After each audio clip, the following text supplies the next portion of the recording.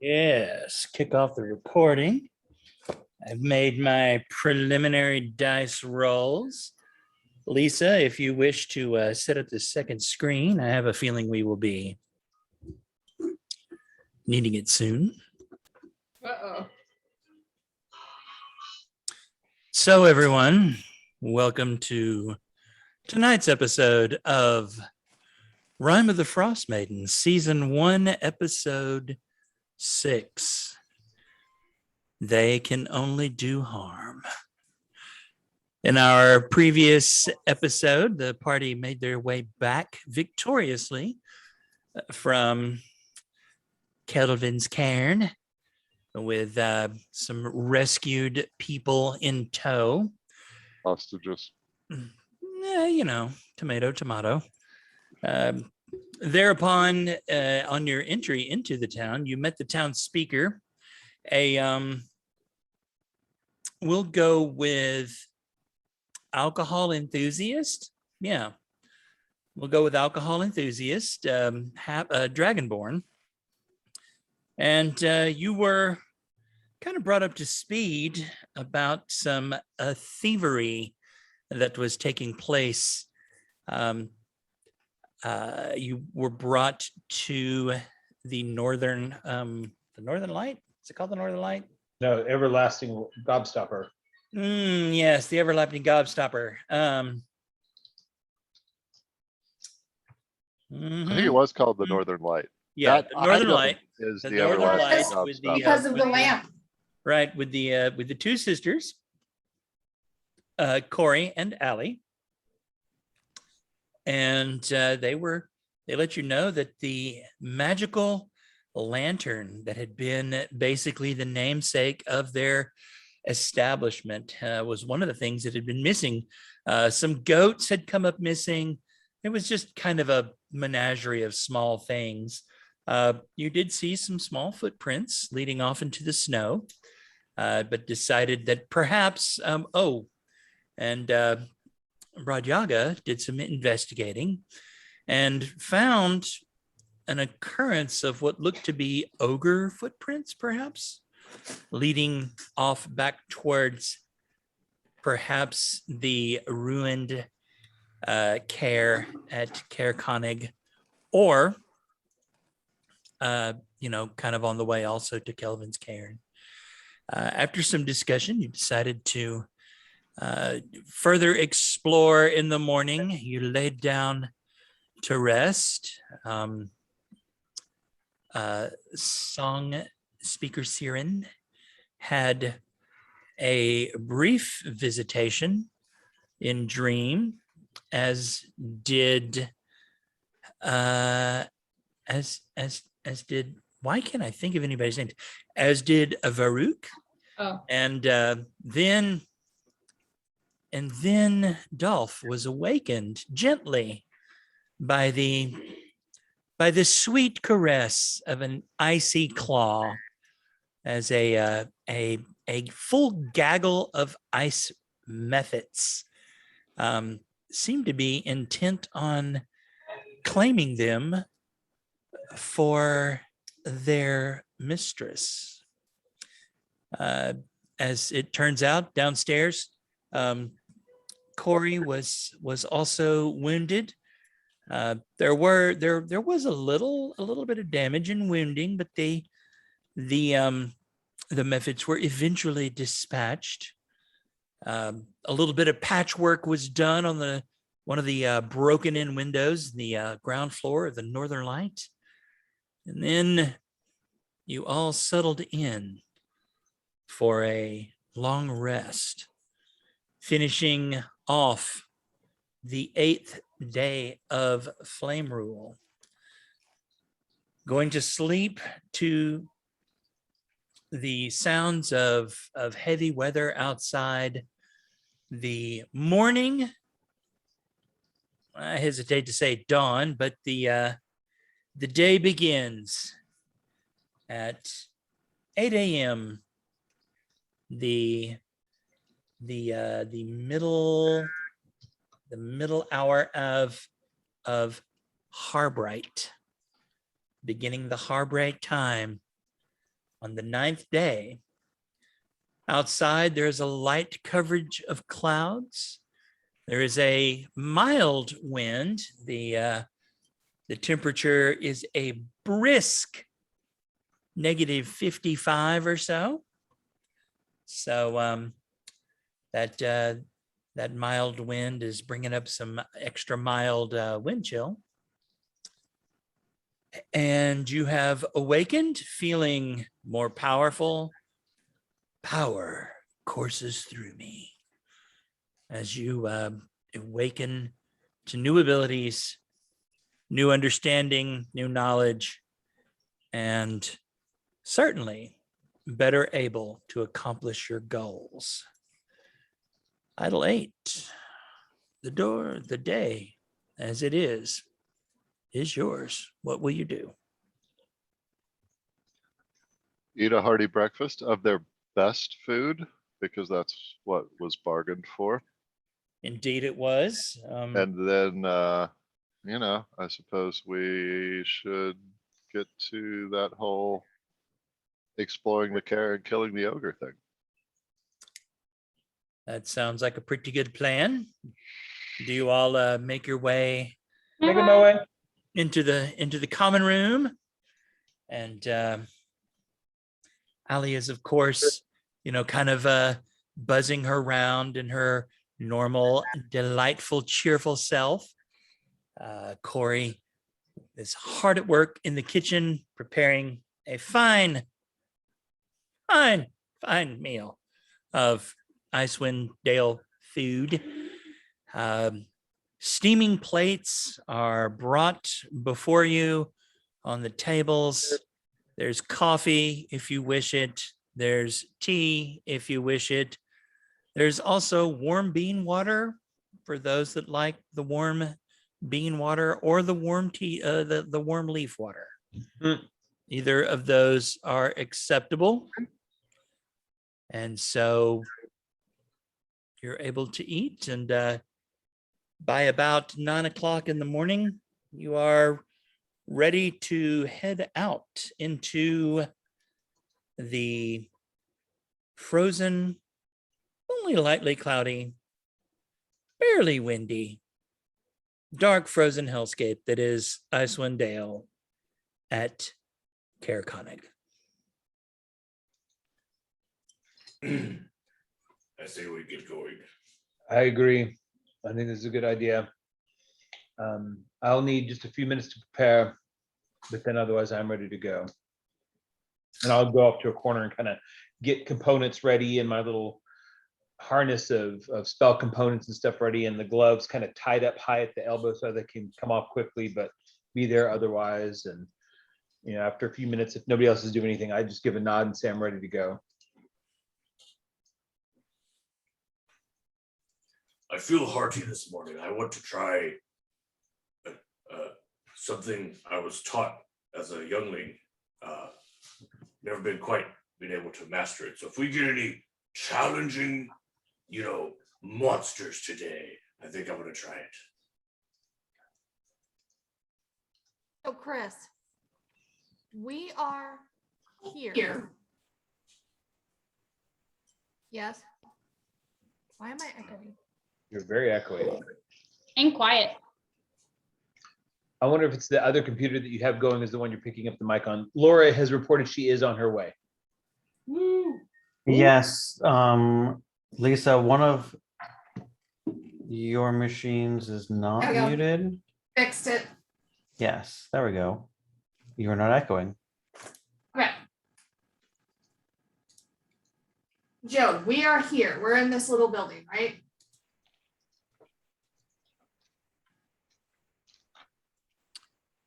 No, that is not where you are. I thought you said that one was the Northern Light. I apologize. Where's the Northern Light? Well, you guys have actually spent enough time there. Give me just un momento.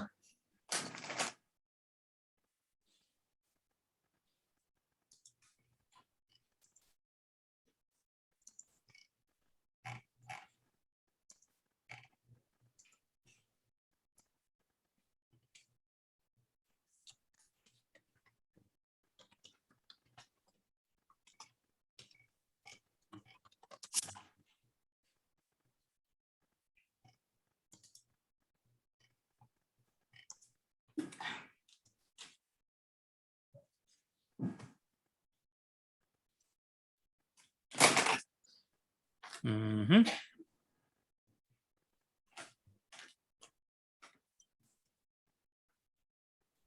Well, that's just super neat.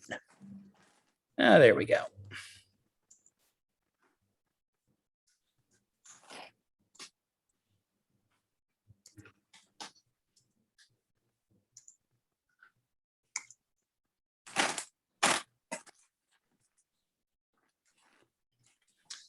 Lisa, if you drop out of that. Yep. And go back to the rhyme. Haha, thank There you. we go. Mhm.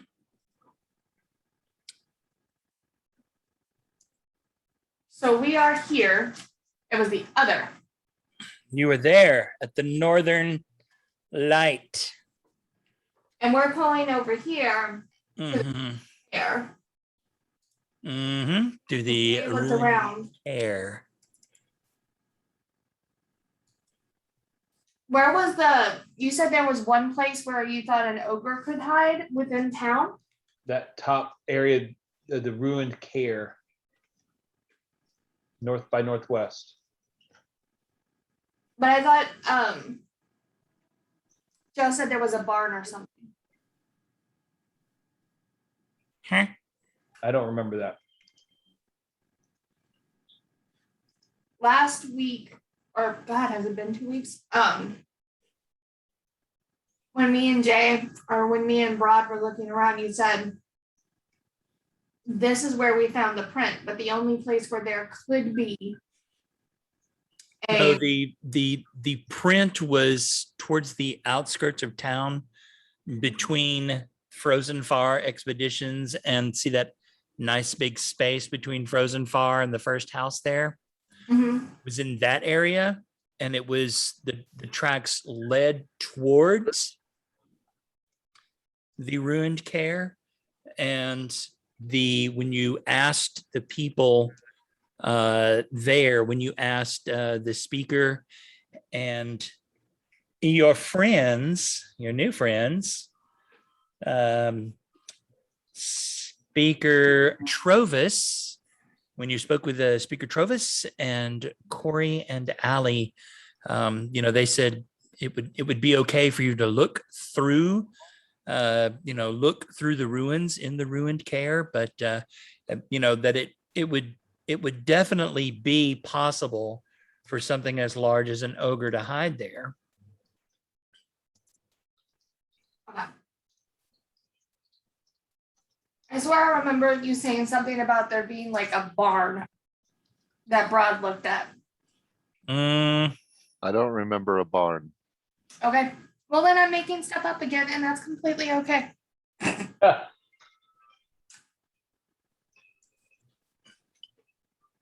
Okay. right. If you close that image, Lisa, Mhm. I can show you the other one there. Make that big to the left there. That sort of ruined wall. That is the ruined care. So as you can see, there's at least walls standing, probably 1 or 2 stories high. So if something wanted to hide in the ruins of the ruined care, that would be a good place for it to kind of hang out.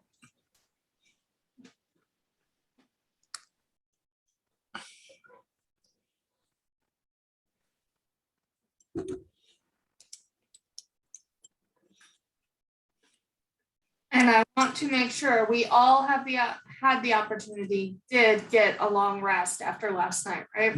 That is correct. You had a long rest, and perhaps more importantly, you all went up to level 3. Yeah.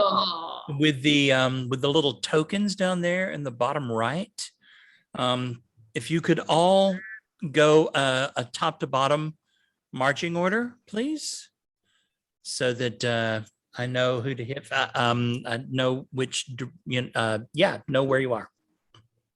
I'll take last, so which has been what I've been doing in the past to take up rear.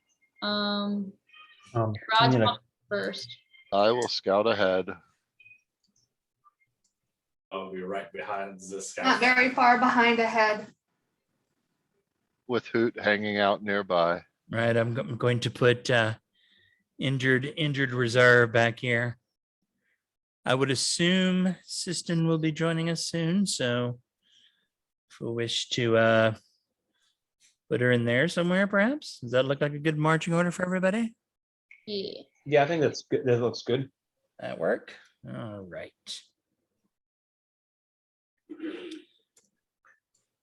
Bradaga, unless you tell me otherwise, I will have a light on because it is just so dark and hard to see. But if you want me to have something off as we approach, I'm happy to do that. Now, Maybe. Joe, tell me about the care and the approach to the care. Like, is it, I'm assuming it's probably on a little bit of higher ground. A little bit. It's not if you on the approach to the care, it's a small ruined keep, probably of if you were familiar with the keep and Bailey style, it would be somewhat like that. There's an outer curtain wall that is largely collapsed, and you know, there's a lot of stone that is, you know, collapsed and scattered around. A lot of the stonework has been, you know, what it would be easily removable has been robbed out. So, you know, what walls remain are actually relatively sturdy because no one's gone through the trouble of tearing them down or demolishing them or robbing them out. So now in terms of, you know, what you see, you know, the remains of a curtain wall, probably 40, 50 feet long, maybe longer. At the highest point, maybe 10 to 15 feet tall. There is kind of a row of windows that at the top that are exposed to open sky. You know, there is no roof over them and no walls behind them. Well, we definitely want to approach walls. We don't want to approach openings. I'm not too concerned about windows because I don't think the ogre probably has guards just standing at a window all day looking for people. But we want to approach. I want to look for the least exposed approach, and I will roll whatever you want me to roll to find it. Go ahead and make. Go ahead and make a survival. Alrighty. 21. Okay, so what way do you wish to approach exactly? The walls that you can see coming, you are approaching from the east to the west. The wall, if you go back to the map there, hang on, I'm taking care of something that has been bothering me for, I don't know, like 2 or 3 days because I'm incredibly OCD about some things.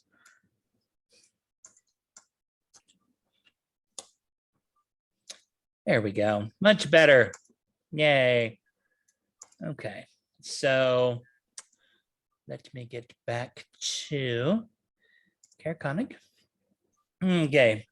So as you approach, there's some scattered, broken walls. Not really anything substantial. Like no wall is more than 4 or 5 feet wide, and you know, going straight up. Lisa, could you bring back up the Yep. Yep, go ahead and zoom in on that, please. So you see right there where it says ruined care, see the arrow tip there? Yep. That's sort of the remains of a tower. It is very shattered, and you can only tell that it was once a tower by its, circular shape. In terms of anything resembling a solid wall, there, right where it says to Care Denival, and right above there, you see that little that line.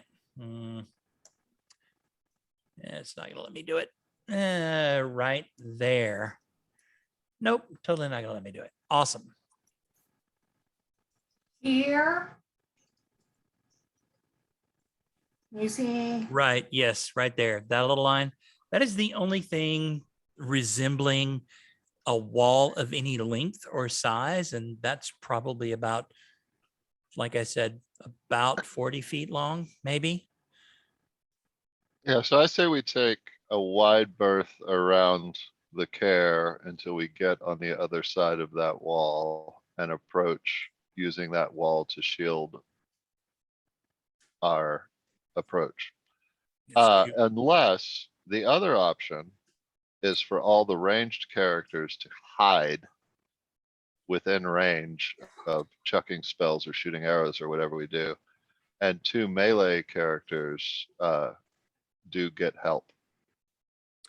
And And just remember walk that straight up the middle. the show starts at 119 feet. So quick question. Get help. Lol. Joe, I set a magical trap up last night close to the footprint, and between the footprint and the care. I would try to make sure that we went by it to check on it. So where would I have put that, my friend? you would put it anywhere in between the westernmost house. You know what might actually be better? You know what might be better if I just do this?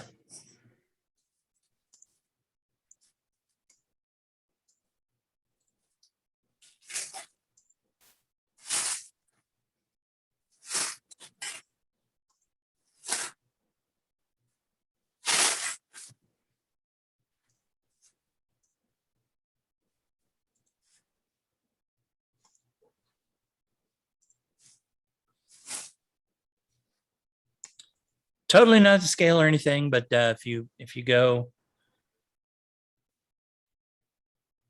no, it's just super dark. Cool. Let's see, dynamic lighting. I see me. Yeah. Shira. All right, how about now? There we go. We are. Okay, Get really bright all of a sudden. Yeah, right. we want to give the care a wide berth and like approach it from like this. Right. So Lisa, you would have put your trap anywhere in this area between here and here. You didn't actually approach the care last night. And granted, this is super not to scale, but just kind of give everybody an idea of where we are. I'm gonna say I Just put a it right wee there. little bit. Are you sure it's not to scale? I hope it's to I'm- scale. Hoot's just gonna rampage, Right. destroy this town. I'm gonna say I put it there.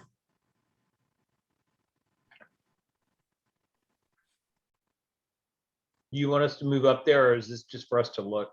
This is just for us to look. That's what I thought. We don't need to be in marching order up on here. Yep. If I need to switch to a So, more tactical map, I will do Jay, are so. you thinking of approaching like this? Yeah, we want to get in the position of roughly where I am. Yeah. Well out of eyesight of this large opening here. Yeah. Staying Uh, behind any natural features, high snow bluffs, that kind of thing.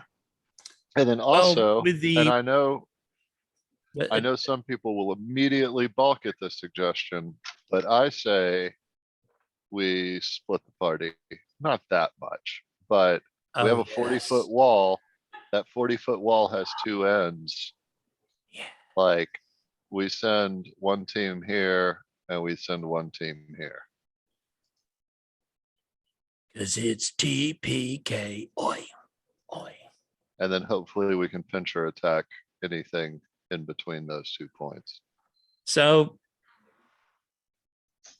remember, you are in a world of, right now it is light cloud cover, dim natural light. So your visibility is not an incredible distance.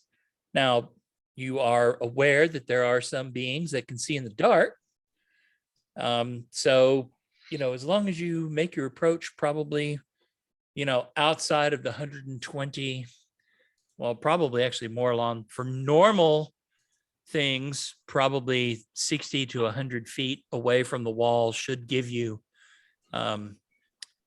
shouldn't allow things to see you. Shouldn't.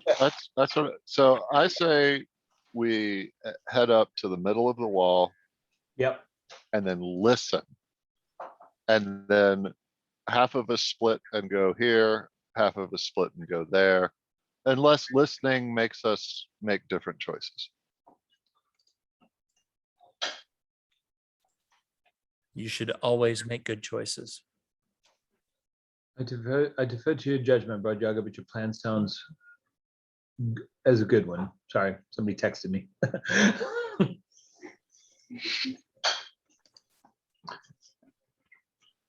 Yeah, so unless anyone else has other plans, we are open to hearing them. But Okay. Do you wish to be moving stealthily? well, if we have a wish, I don't think we're gonna waste it on moving stealthily. Probably not. No. I'm assuming But would with you noise and would being somebody like outside to and whatnot. attempt to move stealthily? How about that? But yes, Yeah, outside, we're not having to worry about metal clanging and them hearing footfalls. It's more about trying to keep natural features between us and it, so we're not walking out on top of a ridge line, whatnot. If we can see, I will extinguish the light when we get within like 50 or 60 feet, maybe 100 feet even. It's dim light. So your visibility is what, 30 to 60 feet, maybe? Well, with Like the 30? with the Right? light spell, I mean, that's better than the light. Okay, spell. right. But if you extinguish the light, you're going to be plunged into dim darkness. Well, then what I'll do is I'll just keep the staff on the light about waist high. So not up high, but lighting the ground in front of us. Or at least 20 feet around me. Make sense? Mm-hmm.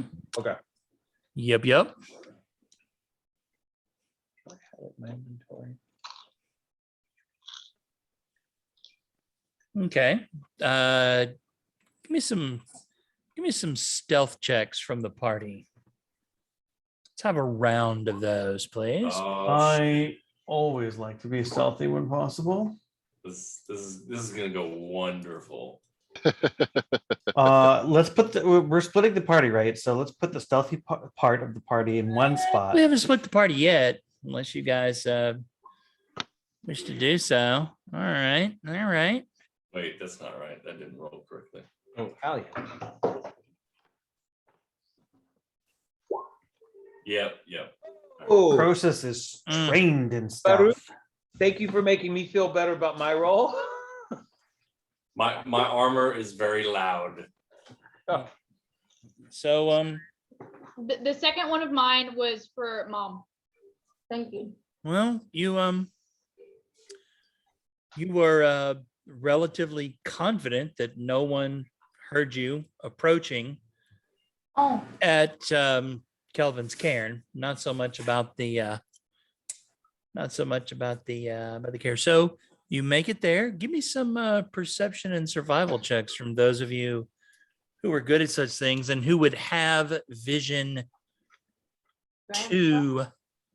I don't have vision. Hey, Joe, Yes. Well, can I get my omnoculous servant on the board? Because I feel like he has something to do that he could really do well right now. Did we make a token for said servant? And Really pretty. he was on the board the last time. Really? If he gave you Yeah. control, you should be able to drag it on. Yeah, I don't know that he has a thing. yeah, he has to have a sheet for that, I think. Yeah, he has to have a sheet for that. But if you give me just a moment to figure out where we were. Here, maybe. We were in the Let's end. see, we were in the inn. That is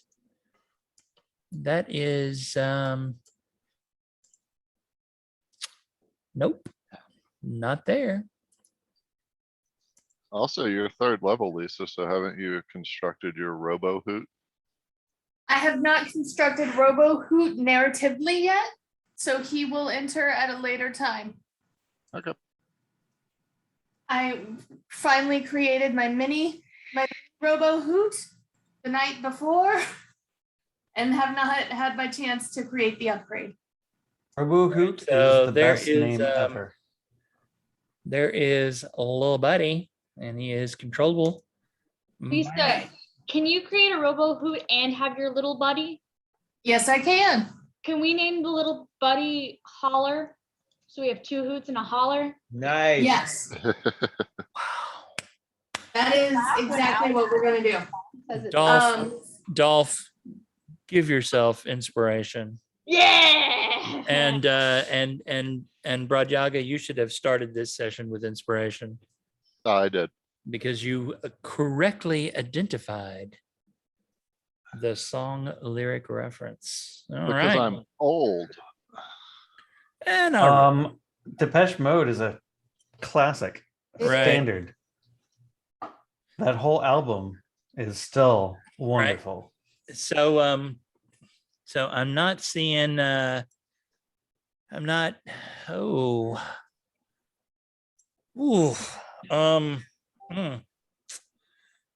well, those were indeed some perception checks. So, you said for people who can see, and my whole thing was when we got to the wall, I wanted to listen. So are we listening, or do I need to wait for a separate round of checks for that? You can look or listen. You might need to take a moment to get quiet. Never mind, it doesn't matter what I'm doing. I do it badly. Right. There is well, there's some clouds. You think the wind might be You starting sure to- there's clouds? Can you Yeah. see that far? I mean, you feel like the wind might be starting to pick up. Like you do notice some movement in the clouds. So that's a thing. In terms of what you see in the ruined cairn, you see the faint outline of the shape of dark stone, tumbled and broken, jutting up into the dim light. You see no light from inside it. You hear no sounds indicative of something dwelling therein. All right, so we need A team and B team. Who wants to go with me to the east side of the wall? Or east I'm end of on the wall? team stealthy. Before So- before we Whatever- do that, can I send Holler to do a round?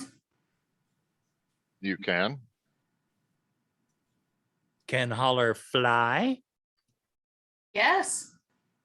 You Holler is a mini owlbear with wings. You do understand that that flying in the frozen, windy north is potentially bad. Yes. Okay, just making sure. I mean, you could summon him again, right?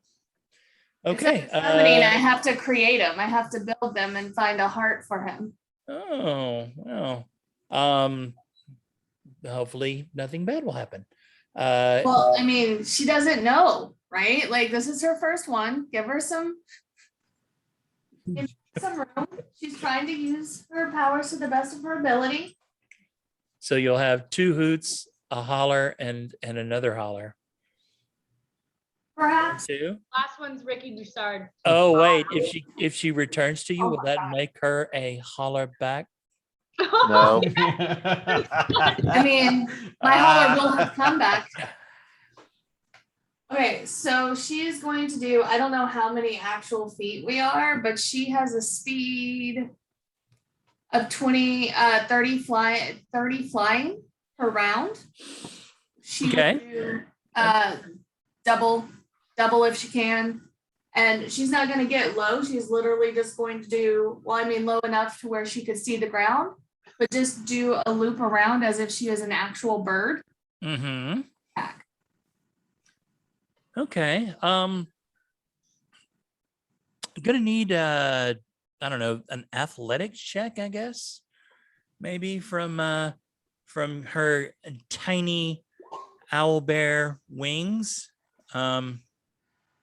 That's, I don't have athletics to say. I do have a strength-based throw. Right. I mean, does Holler have a gender?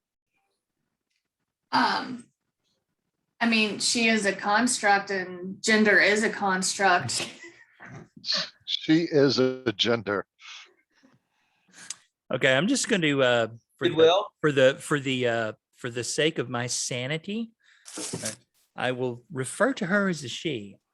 Okay, If she wishes to be called something else, she can present that. So she's able to kind of flap her little owlbear wings against the cold, and luckily it's not that windy. How perceptive is Holler?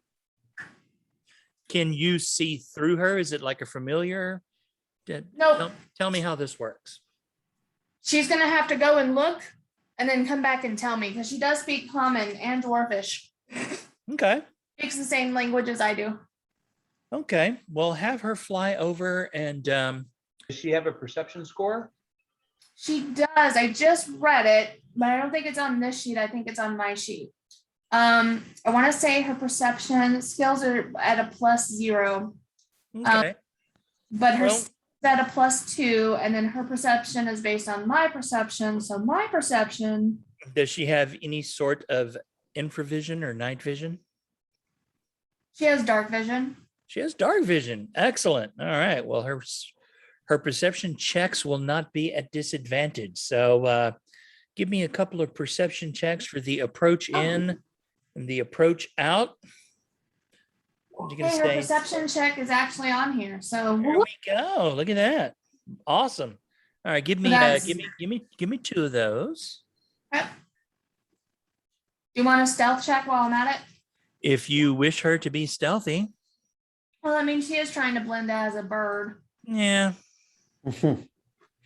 Does she know what a bird is? Of course, I would have programmed in that. So Ah, I know on stealth. well, she's unfortunately, this is her first time flying in, Well, the Great White North. should have used the other parallel process. Right. And she's the little wings are beating. It's very cold. And she's making a lot of noise as she's kind of like, it's cold. Right. But she manages to take a pass over, and it takes her a little longer than you think it would. But she does return to you kind of and then kind of collapses onto your outstretched arm, onto the ground. how does she hang out? Does she hang out beside you? Is it kind of like a falcon? What do we got? Yeah, she would just constantly be circling me. Like, if I were to be knocked out and the cartoon birds would circle, that's where she would constantly be without me being knocked out. Because she's a machine, she doesn't suffer from exhaustion. She can just fly all the fucking time.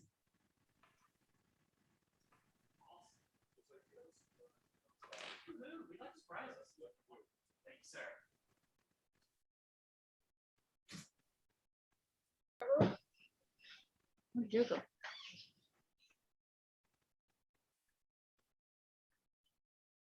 Boop, doop, doop, doop, boop. I would have ordered Papa John's, but I'm a cheap bastard. So Who's talking? No. I think you had to take a call. So how is everybody doing? I am surviving. Nice. Hey, are you married now? Very, very Ville? What's very, very Ville? Are you married now, is what Lisa said. Yes, I am officially married and I have the celebration to prove it now. Excellent. Mhm. Good job. Way to be Yes. out there.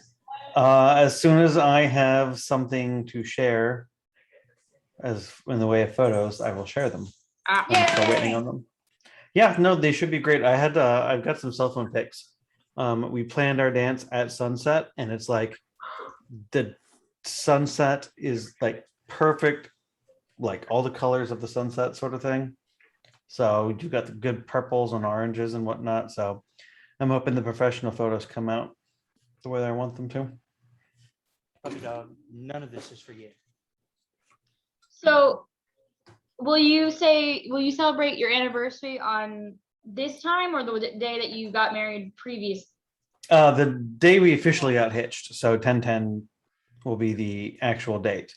So Yeah. this year we, shared a glass of wine on our actual anniversary and then went back to planning our wedding. And then this was basically, for those who couldn't be there, they got to see the wedding, they got to see us, we wrote new vows for each other. And then for us, it was more or less a anniversary party, that was run like a wedding. But it was good. So there'll be another one next year. So I have already joked about completing the hat trick. Yeah. And I did joke, one of my groomsmen was the only one who was there at the last one because he ran the camera for the Zoom. And I joked that I'm going to invite him to all my weddings. Yep. But I do not recommend getting married twice. Don't do it, especially within a year of each other. So this is not cheap. That's not cheap at all. Not that the last one, like the first one, was like terribly expensive, but it still, costs money to put it together, even if it wasn't the big thing. My recommendation to those of you who are not already married is just take your love to the justice of the peace, pay your $40 and get on with your life. But then I'm a joyless nihilist, so don't really take my advice. So like there's two sides of the coin. So on one hand, Chelsea and I absolutely understand, having the big giant celebration is, a not a requirement to live our lives. And then on the other side of the coin, Chelsea has been dreaming about that since forever because she grew up in a time where that is what they instilled in little girls' brains, is that you have a nice big wedding and everyone focuses on you and life is great. So we had that. It was great. We had our day that was 100% about us in every way possible. And now it all just is downhill from here. Yeah. No, That's why all love, all incredible. It gets better and better. Well, I mean, it's downhill in the sense that it's no longer, nor will it ever be, just about us. So, we can't just claim, oh, it's my wedding day. You have to do it for me. See, It that's will why, always be about Gizmo and This is true. 100%. He was at our wedding. There will be photos with Gizmo. He did not know what was happening, but he was still cute regardless. So that went off very well, and it is absolutely about that dog. He He's is like, behind me somewhere. There's all these people around giving me scrunchies. And because he was there and he was like, hey, look, it's mommy and daddy, and then he wasn't allowed to see them, and then he gets walked up the aisle, and then there I am. He's like, oh, hey, look, I know you. And then he's not going to me, and he's like, but wait, I'm supposed to go see this guy. So, and then of course, he wants to jump up on Mama, and Mama's wearing this, big lacy wedding dress, and what a dog's paws do really well, tear up the wedding dress. So that had to be managed a little bit. see, that's why I am proud and glad to have been a second husband, because my wife got to have her whole big wedding with her Sure. starter husband. Sure. And- Hey, I'm sort of a second husband. I got married twice. That's true. There you go. So yeah, so my wife got all that out of the way, and then she was like, hell yeah, justice of the peace, let's do this shit. Sure. Well, as much as I like to hear men wax poetical about what women actually want for their weddings without actually having the woman right there, we have one on this team who has been married. Who? It's me. Wait, has been married. That is a very interesting tense. I thought so Right, myself. because I don't see. So we've been talking about weddings I just hear So- a disembodied so- voice. as if So- they're the same thing, and they're not. Has been wedded, I would have understood, but has been married has a whole other connotation. Well, they're both true. It's not as Simple if words. one is not true. I didn't say it wasn't true. I just said it has interesting connotations. It does. I like all of those connotations. I'm gonna totally keep them up there for almost 25 years in marriage. But I will say that one of the best things my mom did was to give me a book of the Rituals of Our Lives by Robert Fulghum, who I think wrote everything I need to know I learned in kindergarten, but also Rituals of Our Lives, and had me really look at it and think about what I wanted in terms of a ritual. And one of the best things about a wedding is to have people by your side Mhm. to say, we're standing up with you and for you. And I loved that. And so more than the fairy princess, more than being the center of attention, just to have. Because a that was group of me people. on our wedding. Yeah, Don. I mean, Well, I agree with that. One of the biggest benefits of having the celebration with everybody there was we got to have our officiant basically say, hey, a marriage is not necessarily just between two people, it's between those two people and their friends and family. And without them in our lives, it wasn't going to succeed. Not to put it all on them, but you need friends and family for any relationship to succeed. So it was nice for them to be there and, basically, consent to being our support group by showing up. So yeah. And I will tell you, I mean, you guys know Dawn better than you know me. I need support. Yeah. but you always play the support class and you do such a good job of it. But Yeah. so our form of support comes in ragging on Don. So I mean, Well, this is true. That's what I need. Well, you've come to the right place. Thank you. My friend Jen and AJ's wedding, they had the officiant say something super similar, but then what they wanted, because their wedding was super individualized and nerdy, the entire congregation, kaplow, kapla, kapla, Kapla. Kapla. yeah, the whole congregation gave them a kapla. I'm on board. Was taught by Lindsay, who was, or no, my friend Dell, who was the officiant, and the entire congregation at this beautiful place, just like full plain on. It was nice. My character is now successfully leveled to 3. Food. Excellent. I will say that talking about young girls and fairy princess weddings and stuff. My friend Jen, like her mother wanted to do that so bad.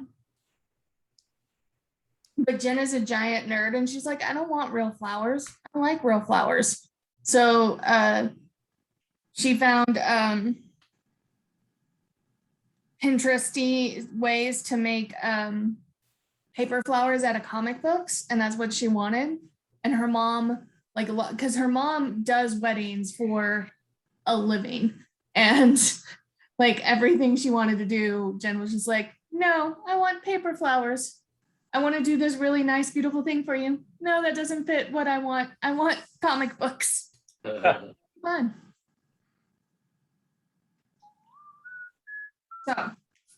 So has Laura officially joined the party?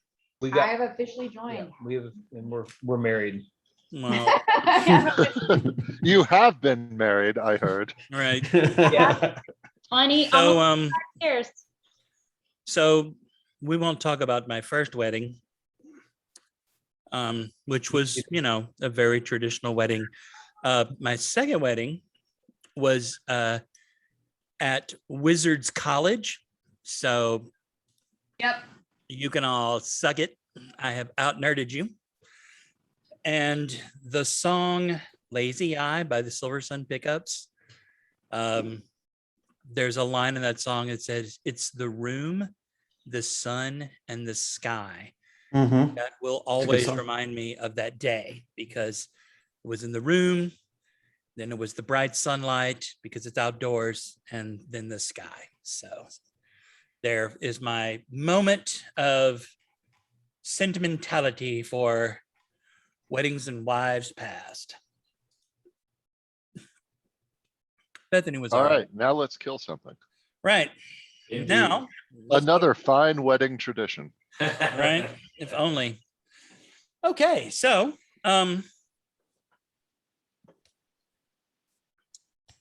Bell attacks, Holler kind of, yeah, you know, kind of makes her way back to you. kind of limply lands upon your wrist or collapses on the snow. Not sure where you wish for her to alight, but she has returned.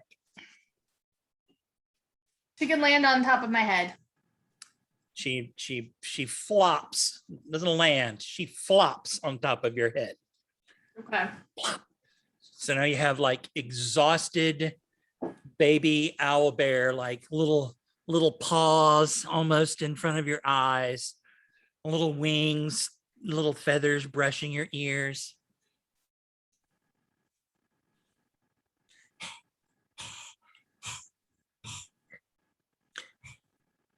I'm assuming you're going to talk to her, or she's Oh well, I'm waiting for her to talk. Tax is just like kind of looking up, rolling her eyes, but not to roll her eyes, but to glance in the periph that she can see something on top of her head right. for a report. She says, it's cold, it's windy, and it's dark.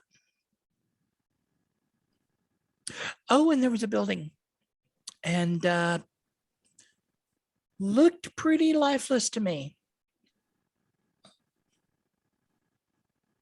Okay. And then I will swiftly turn my head to everyone and be like, well, that wasn't very helpful, but there's a building and it's windy and cold. So Make a dexterity save for Holler. It's windy and cold. Brilliant observation. She is able to stay perched on top of your head, and when you go, she's like, All right. A team and B team to either side of the wall. I'm going east. So I will lead a team to here. I think we have two primary melee characters. I suggest we have one with each squad. Ron, you go that way. I will stay with the soft skins. I assume you say that in giant.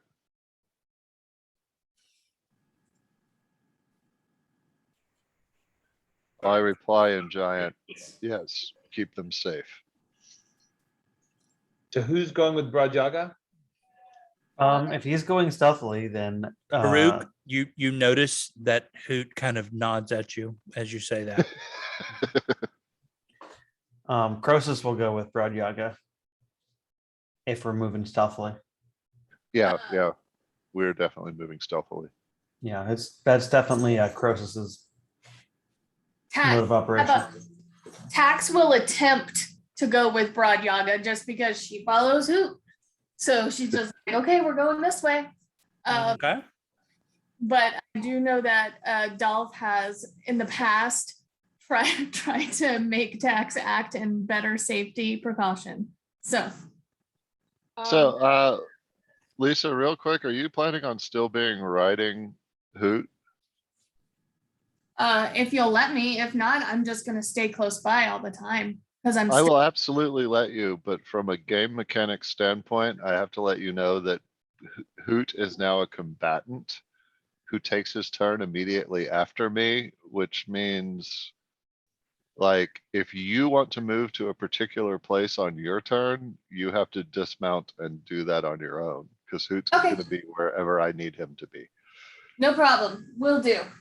Okay, but yeah, I don't mind you riding him. I just want you to understand that from game Okay, mechanics. so stealth team A, you are approaching, you're coming south, branching off to the east and then closing in there. What is non-stealth team B going to do? We'll call them team noisy. I'm still confused on who all is in what team. Can we manually split us up like Just left and right on this left page? and right? Because I will go with, I guess, the opposite team of Varuk, because we need one melee fighter, though I'm not particularly stealthy. I Well, will, I mean, that's the That- cost of melee fighters. Yeah, I mean, neither is Farouk. I It's- think Brooke and I are coming in from the other side, all right, so and it's just this wall, right? We're coming in on either side of that wall. Right. Cool. All right. I am with not stealthy. I'm with Farouk and Dailyn. I'm gonna draw a line. Everybody's coming in from the east, go east of that line. Everybody's coming in the west, go west of that line. East is to the right. got it. I think that's correct. Give me stealth checks from everyone being stealthy. All right, stealth team, be stealthy. Doing No. good. Be stealthy. Do I get an assistance from Hoot? Well, Hoot's gonna make using his action to make or her action. God damn it! I keep misgendering my damn owl there. You know what? I'll keep my stealth. I'm good with that stealth. Yeah, Hoot's not doing well on the stealth. Hmm. Probably 'cause she's biting me for All right, well- misgendering her. And twice now. It's the same thing. I rolled an But- 18. But I think it's team stealthy first. Well, and I you're just, not. okay. We need to rename. the beast Okay, out. so team step. Wait, Real quick, Dolph, you are on team stealthy right now. Did you want to be on Varuk team? No, I want to be opposite of Varuk because melee Gotcha. fighters each. Yeah. Okay. That's second. Oh, I rolled Broad's stealth. I never rolled Hoot's. I rolled Broad's twice. Hoot's is that. Holler. Yeah. Hoot's Yep. is actually worse than Broad's second one, but you know. Hoot has a bell attacks, riding along, jingly jangly. That stealth is for my homunculus. Kills, Holler, if you will. right? Holla back. Okay, so which one of you is going to reach the wall first? Are you trying to time this to where you reach it simultaneously? Oh, which I group? mean, yeah, we would try to be relatively simultaneous on getting around the wall on either side. Okay, okay. Sounds good. I like it. All righty. You approach the wall. You get closer, being careful, moving slowly, 40 feet away, 30 feet away, 20 feet away, 10 feet away. I have an arrow knocked, by the way. You reach the Samesies. right. You reach the first bit of rubble, which is a few feet away from the wall proper. And you were able to, both teams reach their destinations without incident. All right, well, let's scour what we see before us. Are you looking for just stuff? You're looking for tracks? You're looking for evidence? First things first, I'm looking for anything moving around, and then I will start tracking. All right, let me get some perception from everyone, and then we'll get some survival and then some investigation. I will be investigation team. Okay. Crosis is listening Wow. specifically.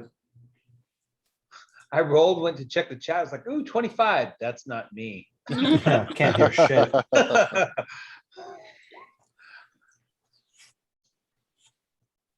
Ooh, I think this cold is like really stinging my eyes. right.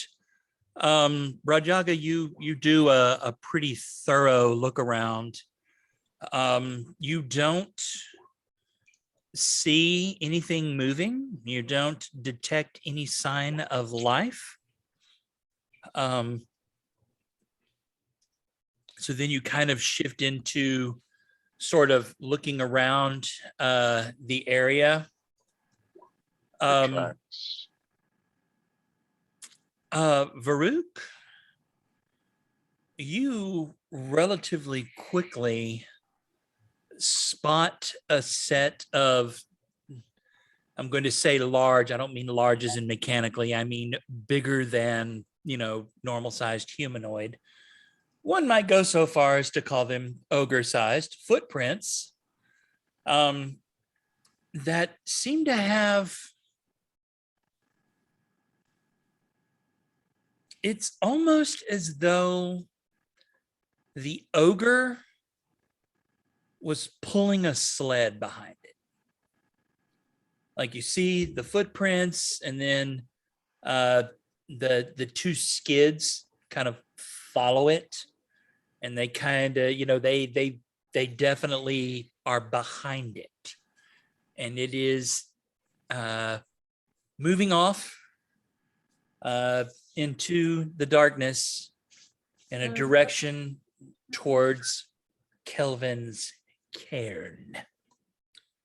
Bradyaga, you begin looking around, and when you see sort of the tracks that are found near the tracks of the ogre and the sled, you find the bloodied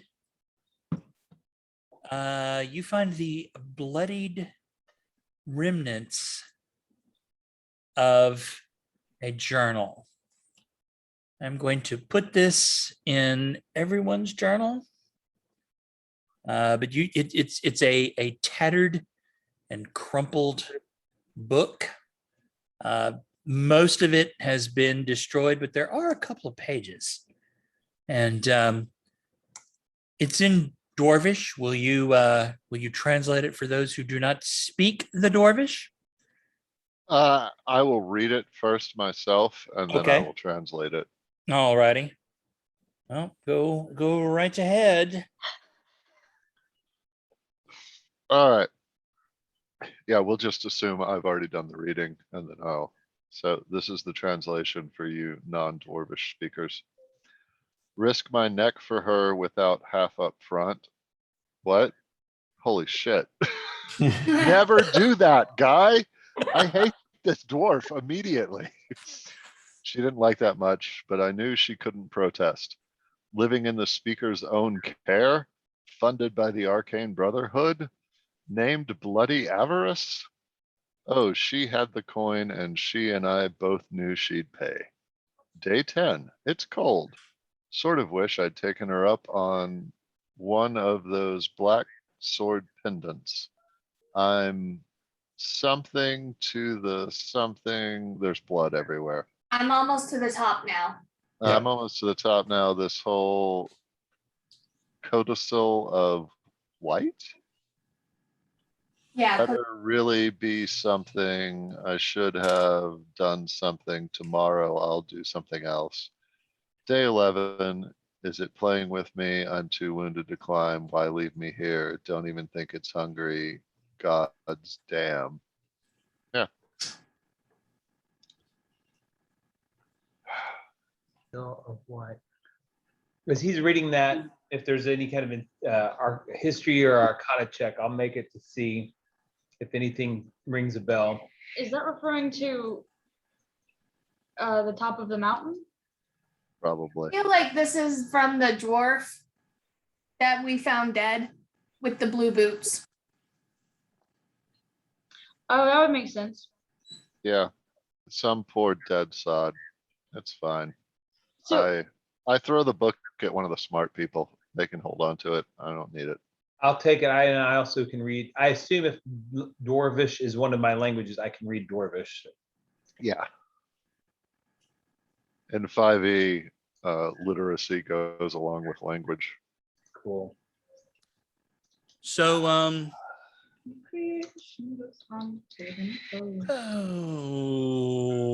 let me see here. Dailyn, Yes. give me a history check. All right.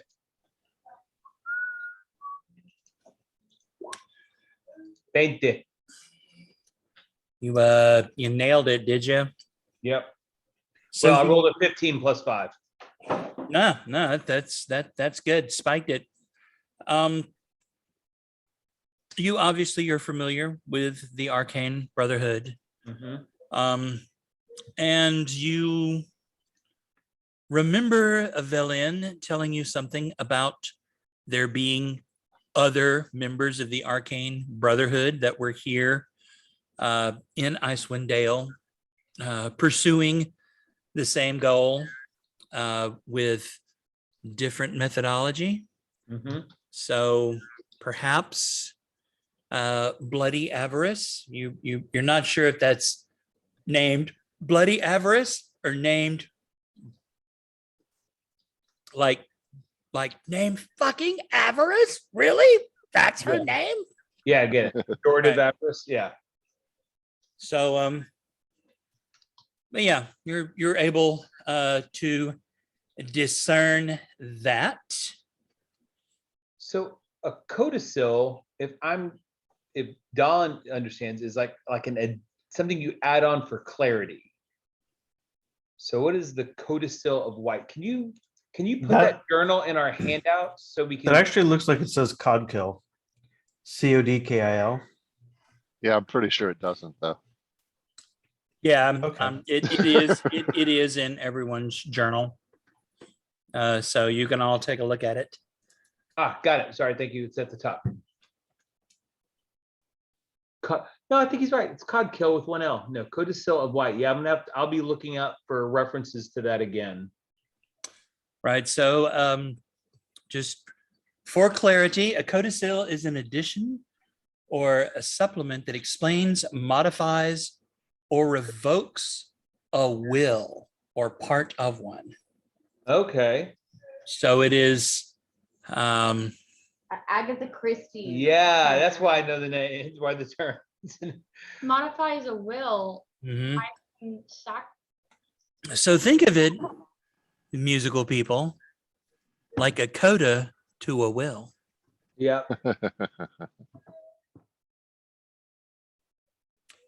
So yes, this whole codicil of I'm thinking that's codicil of white, but it's awful splattered. It better really be something. Really? Yeah. I right. mean, if you must know, this is a prop that as soon as I read risk my neck for her without half up front, Yeah. like I'm going to use this. I don't care what the rest of it says. I'm absolutely going to use it. I can't figure out why you would do that. Right? I have no idea why. At first, I actually just thought it was something that Jay had made himself. Right? It's sounded like what? So anyway, that is We it. gotta know what the That is, codicil of white is. It's getting half up front at least. that is what the codicil of white actually says. Yes, it says you must get half up front or you don't get the rest of the inheritance. I do a quick scan over the book. If I don't see anything else here, underneath the light of the staff, I'll put it in my pack with my spell book and just kind of nod that I'm ready to move on. Okay. Well, first, how fresh are these tracks, the Ogre and Sled? You are you're relatively certain these were made before daybreak. But like within the last day, like these are fresh. Oh, these are fresh. These are very fresh. They have been made within the last 4 to 6 hours. All right, guys, it looks like the Ogre has abandoned this place, at least for the moment. I say we take a look in that building over there. Which And building? the building that the bird told us about. Crosis just locks eyes with you and kind of like nods, but keeps quiet. Search it quickly for any clues and then follow these tracks. We might be able to catch up with an Ogre pulling a sled. You don't find anything immediately. I mean, this care has been ruined for literally decades. Anything of any value has long since been picked away. Oddly enough, you don't find any wood because that's all been robbed out to burn to keep warm. There's a lot of broken and sort of picture like a Roman villa that you would dig up somewhere in Ramona, Britain, and it's kind of what you've got here. Go ahead. Does it show signs of recent habitation by a large ogreish thing? It does not. Really? That's interesting.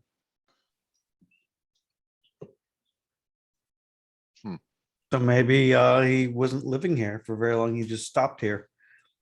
Maybe so. Give me Tax, give me an investigation, and Bradyaga and Varuk, give me one more set of survival. 15. Varuk nailed it. Yeah. So Varuk, you were able to look at these tracks and you're like going, yeah, these are really fresh. Huh. Oh, look, I can backtrack these. And you are able to backtrack this sled track. You're able to backtrack to all the way to here, where the sled and the ogre footprints start. And you're able to see kind of scattered around it 2 or 3 small humanoids, as though there were maybe 2 or 3, maybe more humanoids that, like, with that roll, you know that they boarded a sled and an ogre pulled it off. Hmm. Beast of burden. Also, are we at all concerned that it said in the speaker's own cairn, like it said a lot about the text said a lot about the speaker. Like this, Uh, know what was going on. When this care was in good repair, it would have been the seat of the speaker. That has been some time. I think care of the speaker, speaker's own care is basically flowery prose.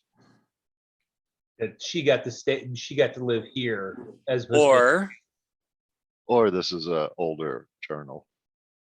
or good history check. You remember in Care Dinaval, the care still stands and the speaker lives in the care. Oh, yeah. Oh, yeah. That's what, I mean, that's what's in my notes. Dailyn, Yes. this ogre we're looking for, he is not alone. We should be careful. Can you tell how many are with him? Several. Like a gully dwarf. Got it. 2. All right, yeah, unless anyone else has any business to attend to. I think we follow the tracks. So by this time, it is kind of creeped on into around 10 o'clock, and the clouds that were fast moving previously have they have gathered. These are storm clouds building. The wind has begun to pick up. The visibility has actually gotten worse. But you guys can, you'll be all right. Storm clouds, the temperature's dropped. If those of you who are adept at knowing such things about the temperature, you feel it in your bones. The wind has picked up high enough that it is driving the wind chill down probably to around -80 or so. Dang. Is that in the dang game? Because that's cold. Yeah, So the wind That's has in the picked nope, up. I'm not coming out level of temperature. Right. The wind has picked up. It is it's cold enough that any of you that do not have cold resistance of some sort, give me a con check. Ooh. Just straight constitution check. Just Or a saving- constitution save. Oh, Different. I want that roll. They're both +2. I'm proficient in Constitution, and I got an 8. oh, that's actually 15 for Hoot. I clicked the wrong button. Okay. Well, it's the wind has just picked up. You're fairly confident that you should not stay out in this for an extended period of time. You feel like it will only get harder to remain in this temperature and not get exhausted. If we're standing around kind of trying to figure out what we're gonna do, I will build us a quick shelter with a shape water just to get us out of the wind, to maybe make it last a little bit longer. But really, we could head back to the inn easy enough, or we can decide to follow the sled tracks. But while we're waiting and making that decision, I'll go ahead and build us a quick, leeward side of a wall so we're out of the wind for the most part. Okay, fair enough. I mean, if if you take precautions, if you bundle up, if you are, vigilant about it, and maybe every hour or so take a short rest around a torch or something, you should be okay. Just understand Icewind Dale is a frozen hellscape, and this is even more frozen than normal. Yeah. And Broad, you recognize that this weather pattern is a storm is gathering. Now, what kind of storm it will be, whether it will be ice or blizzard or some other form of precipitation, or maybe just wind, you're unsure, but you recognize that the weather's probably taking a turn for the worse. Broad Yagi, Yeah, if I you will, if you mention that to us, go ahead. I'm sorry. yeah, I will look around and be like, guys, we shouldn't be out in this. We should head back to the inn. Let the ogre die in the weather and pick its corpse clean as it clears up. But, and I look over at Tex, you're paying the bills, so you tell me. If I understand correctly, your assumption or your very informed opinion is that we shall die if we stay out. In that case, I would agree that we need to go back. I mean, we won't necessarily die. A couple of us will probably lose some fingers and toes. Oh, yeah. Yeah, I think going back to the inn seems like a good idea. I will tell you, Bajaga, thinking that we were coming here to fight an ogre, I prepped spells for attack, not necessarily for survival. Other than the ability to make the shelter quickly, I do not have a way to create a fire other than a way that is designed to injure.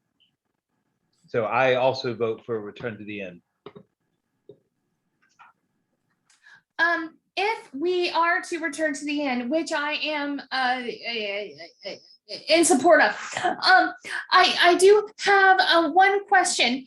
How far is it for, if they did get a 2 to 3 hour head start of us, how far is it to the nearest shelter for them in this direction, Broad? It is whatever the DM says, miles away. For what are you? If you're okay, I'm sorry. Please restate the question in a form that the DM can understand. Basically, how far is it for the ogre and party to get to shelter, assuming they keep in a relatively constant direction?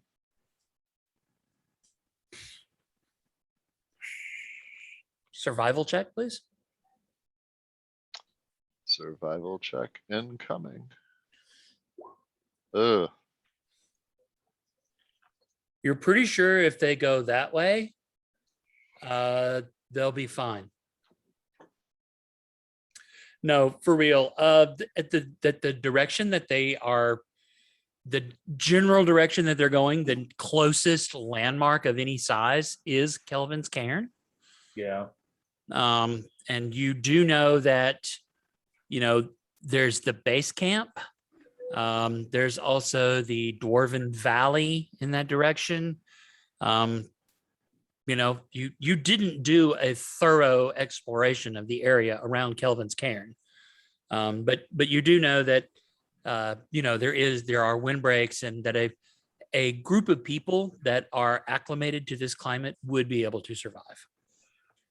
Although they probably wouldn't be hanging out, in swimsuits. Yeah. Rajaga, if we're not going to follow them today, which I'm not keen on, and we're just going to head back to the inn get the right accent on, and we're going to head back to the inn anyway, would it be prudent maybe to do a quick search of this fallen fort to see if they have any provisions or any stash left behind? Absolutely, and then we can poison it. Good thinking, Dailyn. Or we could take it for ourselves. Or we could poison it. We are not for want of food.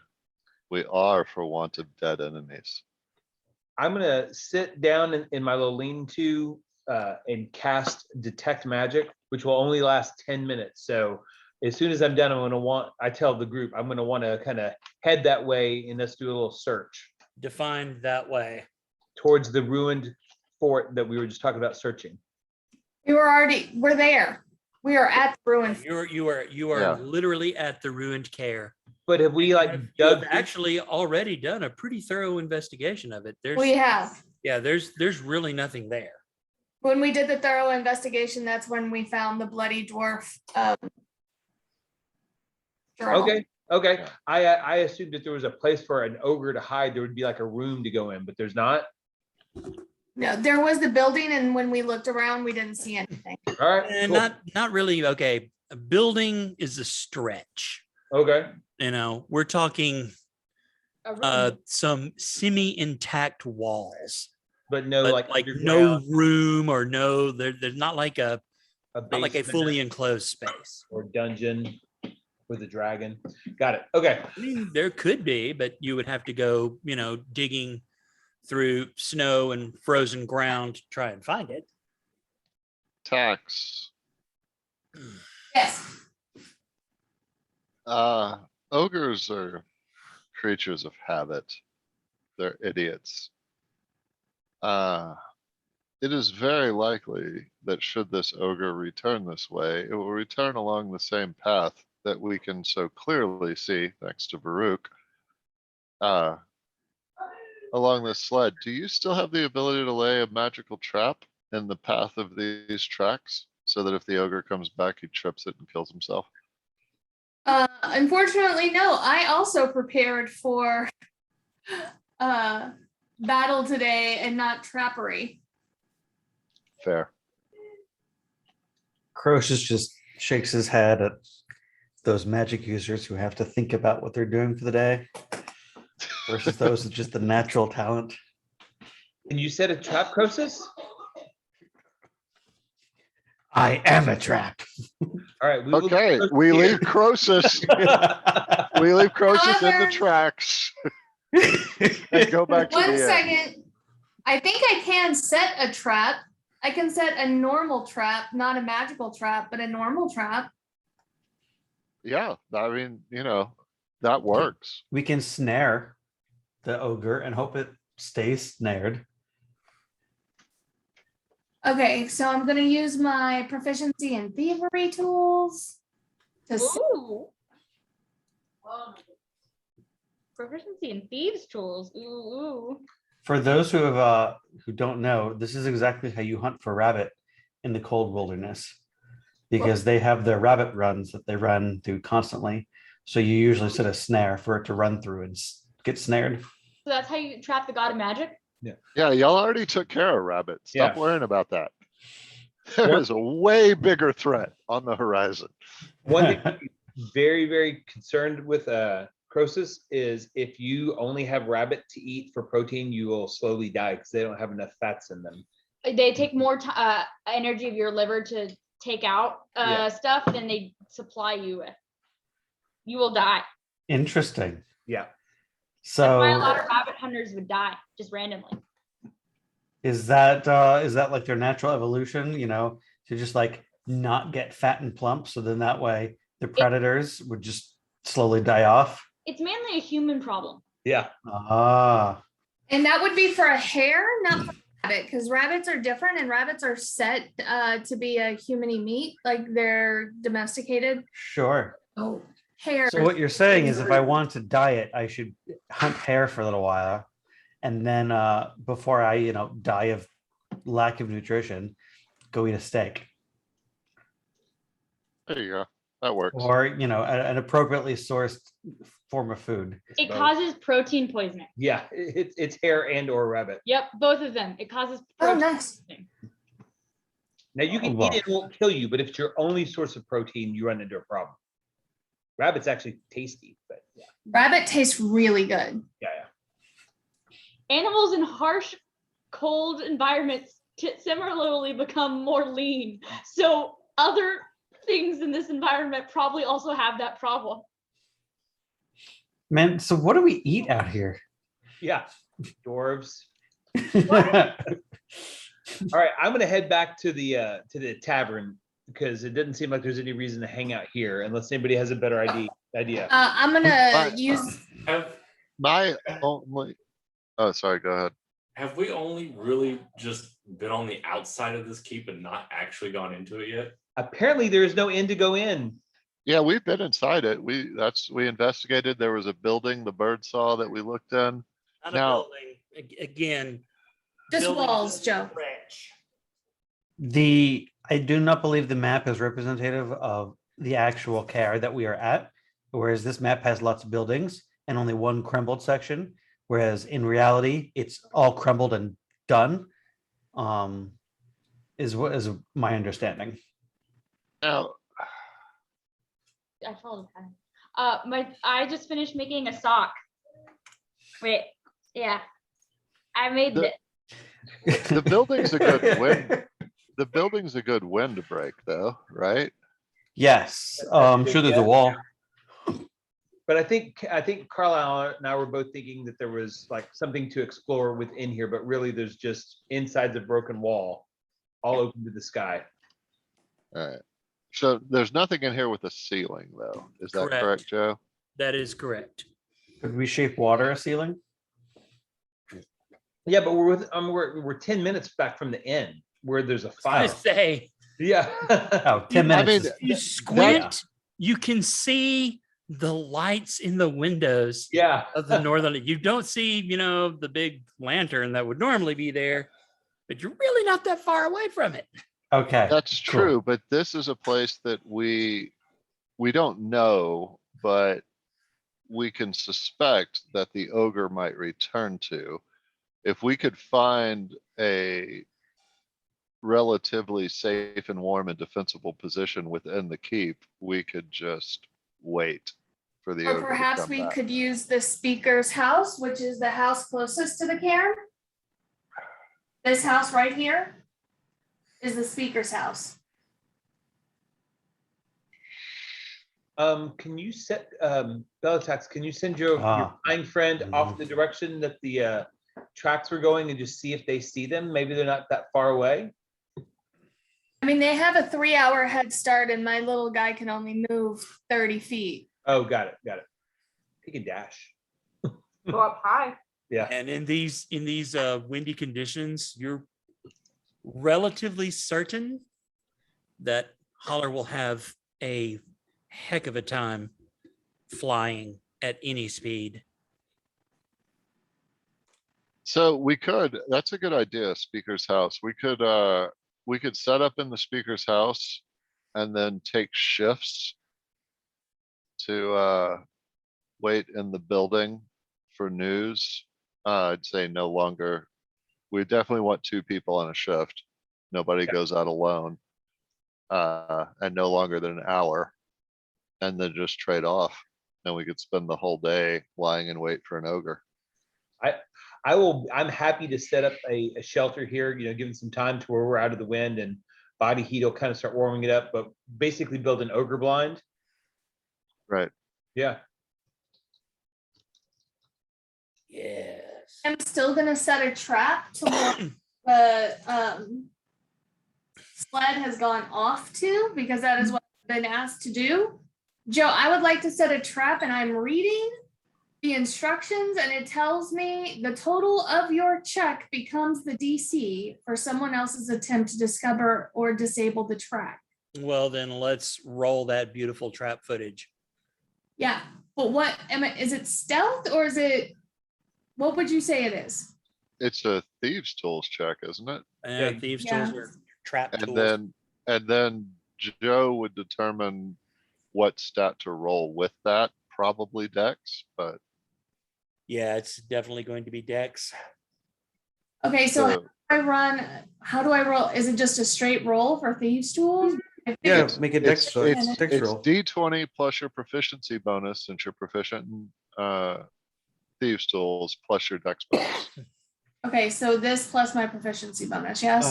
Crosis would like to assist as I am also proficient in thieves tools. I believe. Whew, that's good, because that makes it a 16 plus some other numbers, I would assume. Yes. Yeah. Yes, so I'm 16 plus assisting. 2. So that's 18. Very good. That's And nice. So that suddenly, number is to the and Dragonborn to knows how to their make way out traps. of it, correct? What was that? That number is 18 is the DC to discover it and or 18. escape from it, correct? It is to attempt to discover or disable the trap. Yep. Okay, what if they are ensnared?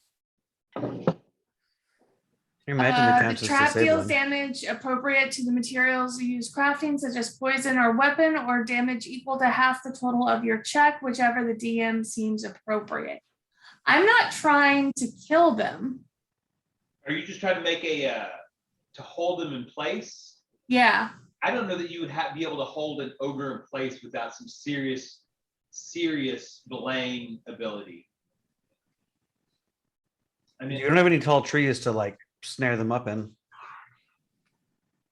I mean, you could probably like rig some sort of like post in the ground that like traps him with rope. Like he like steps in the rope, pulls it with his foot, and it like snares his foot. But then like I don't know if that'll like do much for more than 6 seconds. Well, since he's pulling the sled, how about I set it for the sled instead? Mm. I think the ogre's the better one. Yeah. Okay. I mean, you can't set a trap for a specific thing. Yeah. Like it's That's just gonna hit whatever it hits or whatever hits it really. Can we dig a hole and like trap it in a pit? I can Possibly. dig a Oh yeah, that is probably between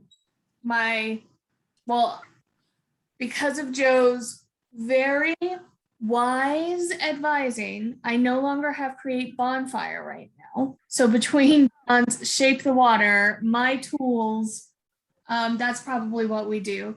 Where I would have set like a really deep hole and a really, really thin layer of ice over it, to where like they think they're normally walking and they'll step and fall in. Did you That's a need good create idea. bonfire for something? We're living in a Well, really cold area. Create bonfire is a great spell to have. Yeah, create bonfire is great so long as you aren't trying to weaponize it indoors. Yeah, we have create bonfire. I have it. Oh, sweet. Oh, So- sweet. Yeah. So burn between you and Dawn. This is what we're gonna do. Taxes is just like, so let's do this narratively. Tax is just like, wait a minute, I have it. Gears turning. Varuk, Dailyn. please check your whispers. Who? Varuk. Okay. Dailyn, can you use your shift water and make a very deep hole in the sand and stuff? And if we need to dig, I can help. And then Crosis, you can burn it. You can burn it so it goes really deep. And then we'll put a very thin sheet of ice over it. Something where perhaps I could walk on it, but not an ogre. Tex, I cannot create a hole unless the stuff I'm trying to move is some form of water. So if the snow here is very deep, I could potentially dig a deep How snow hole. thick is the permafrost? Yeah, but not into the ground. Man, anyone got mold earth? I do not. Coffee. Right? How come we don't have a one-man excavation crew? Well, I mean, how long would it take us to dig a hole? We could just dig, let's just like, Call There's me 8 if of- you're done. I'm heading back to the end. I I think mean, we're we've got some overthinking muscle. I this. wanna dig out, I wanna trap an ogre. This sounds fun. Crosis is abused by this. Like if you want to go back to the speaker's house, we can get you when we need you to make the thin sheet of ice over it. So do we have access to the speaker's house? Of course we No. do. Absolutely, you don't. No, it's easy to break into a house. So I guess I'd look back at Tax. Tax, I don't know exactly where you're from, but in general, people do not have full access to other people's house You don't? You do not. I've only He's- really lived in 2 places, one of which was a cave. Cage. I don't know if anyone else has noticed, but the speaker is a drunken dolt. We have access to his house if we want it. I mean, I could go knock if there's an issue. The speaker seems very, very attentive to catch the dwarves, and we could say that this is how we're going to do it. I'm sure he'll let us. But if you need someone to ask, I could attempt to be polite.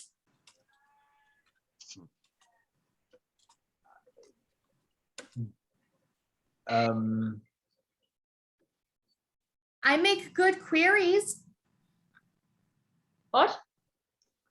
Queries. I make good queries. I ask informed questions. Oh,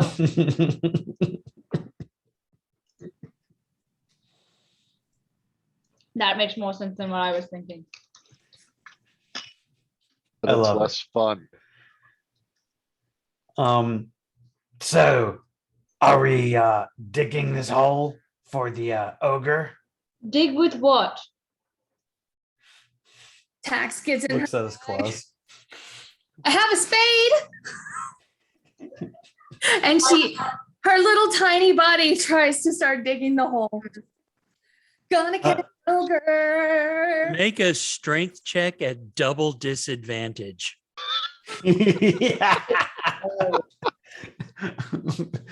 I want you to understand that there are places in America where it does not get to be negative 50 fucking degrees, where if somebody dies in the wintertime, they have to wait until spring to dig their grave because the ground is frozen solid. Yeah. Yeah. I around let's- more time ago. It's been well below freezing for a couple of years. Rodjaga, That while I do agree ground with you it is impenetrable to your spade. Dink. But if Okay, it's well, this is like metal. Dink. Nope, I can't get in here. Dink. Oh boy, this sucks. if it's But that's- permafrost, can shape water do anything about it? No. Oh. That's Let's why we just- said we were gonna burn it. Let's just use the traps. Well, that's what we're trying to do. We're trying to like set a Well, trap. I understand what you're trying to do, but I'm saying we have hunting traps. Sure. Let's just use those. Okay. I have one. I will gladly let Tex set up because she's probably better at it than I am. I will set it up at an 18. Okay, please draw some circles upon the map where you Okay. wish to make these traps. I Okay. need a trap map is what I'm trying to say. Well, Absolutely. we're gonna set them up along wherever the sled tracks are. Okay. So if you want to draw sled tracks, we will draw circles. Okay. Yeah. Sure. And if everyone can move their lovely token so that we could have like a mappy map of all the stuff happening. Yeah, let's move tokens out of the way so we can see what's going on. I'm going to go back to the cairn, but not the inn, and build me a little Dailyn igloo and try to stay warm. I will join you in that igloo unless you need me, Tax. I will be in the igloo with Dailyn. After we set up the traps, I'm 100% going to the speaker's house.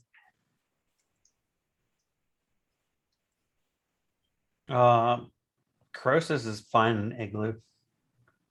He doesn't need to draw attention to himself by breaking into a house. I'm not That's breaking where- in. I'm gonna knock. And if no one answers, what are you gonna do? Break in. Okay, so the line that you see is we'll call it the Ogre Sled Trail. And the little dots are the Ooh, footprints of the other small humanoids approaching from you can only assume is from around the rest of Caraconic. And kind of gathering into that that area where the sled tracks begin. So how many traps do we have at our disposal? I have one. If I have rope and Oh, I have none. I have rope and all my tools, then I can do probably at least 2 more, and I'm thinking of setting 3. Okay. Yeah, so we want to stop this thing or at least hinder it well before it gets to town. So I would say this is probably the farthest point south that we want to place a trap. Okay. So from here up.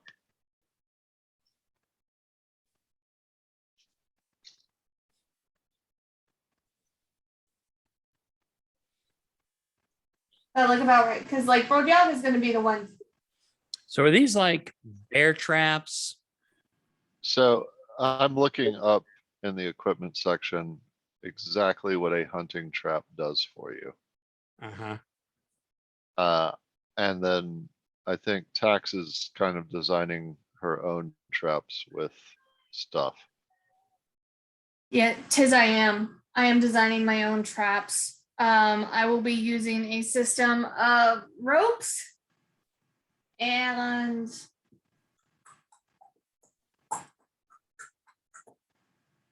somehow I also want to bring caltrips in this.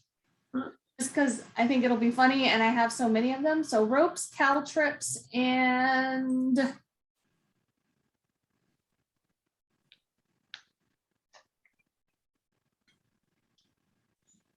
You have a trebuchet?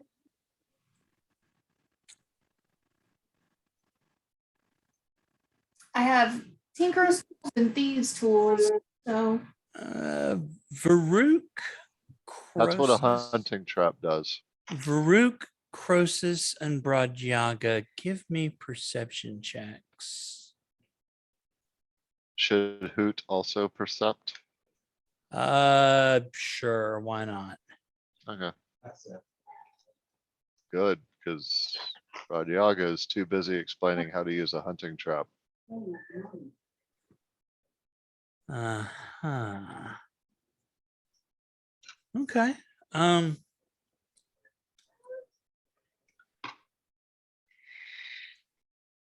Crosis, you could swear that you saw you want to say like you saw like a tree branch move, like kind of shake, like something hit it when it passed by, and kind of snow kind of showers onto the ground, kind of as though something were moving away from where you are in the direction that the Ogre Trail goes on. You say this is about maybe 40, 50 feet away. And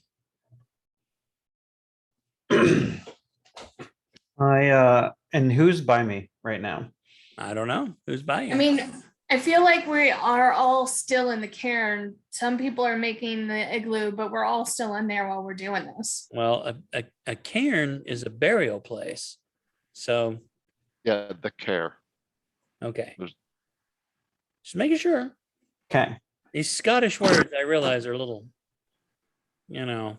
shite. But Then how far is Brodyaga from me? not very far.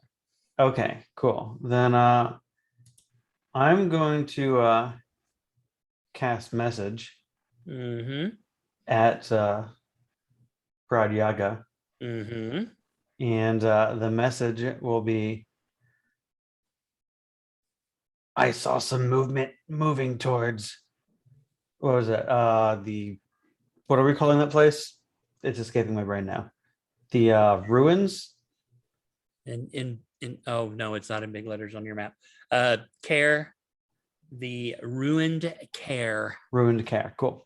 Yep. And it would be kind of if you were like, nope, that's the wrong thing, Joe. It'd be like up here. And it's moving towards the care. Negative, moving away. Okay. I just saw something moving away from the care sort of quickly.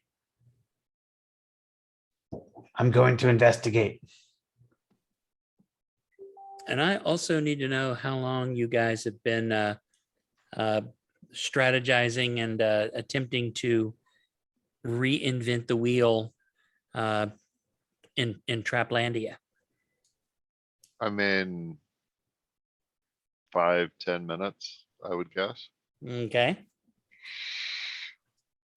I will tell Tex to keep at the traps, and I'll pull out my bow and start moving towards where Crosis's message led me at a quick pace. Are as you going quick to a bring pace. Hoot and Of Varuk course I'm or bringing- anyone else with you? I'm bringing Hoot.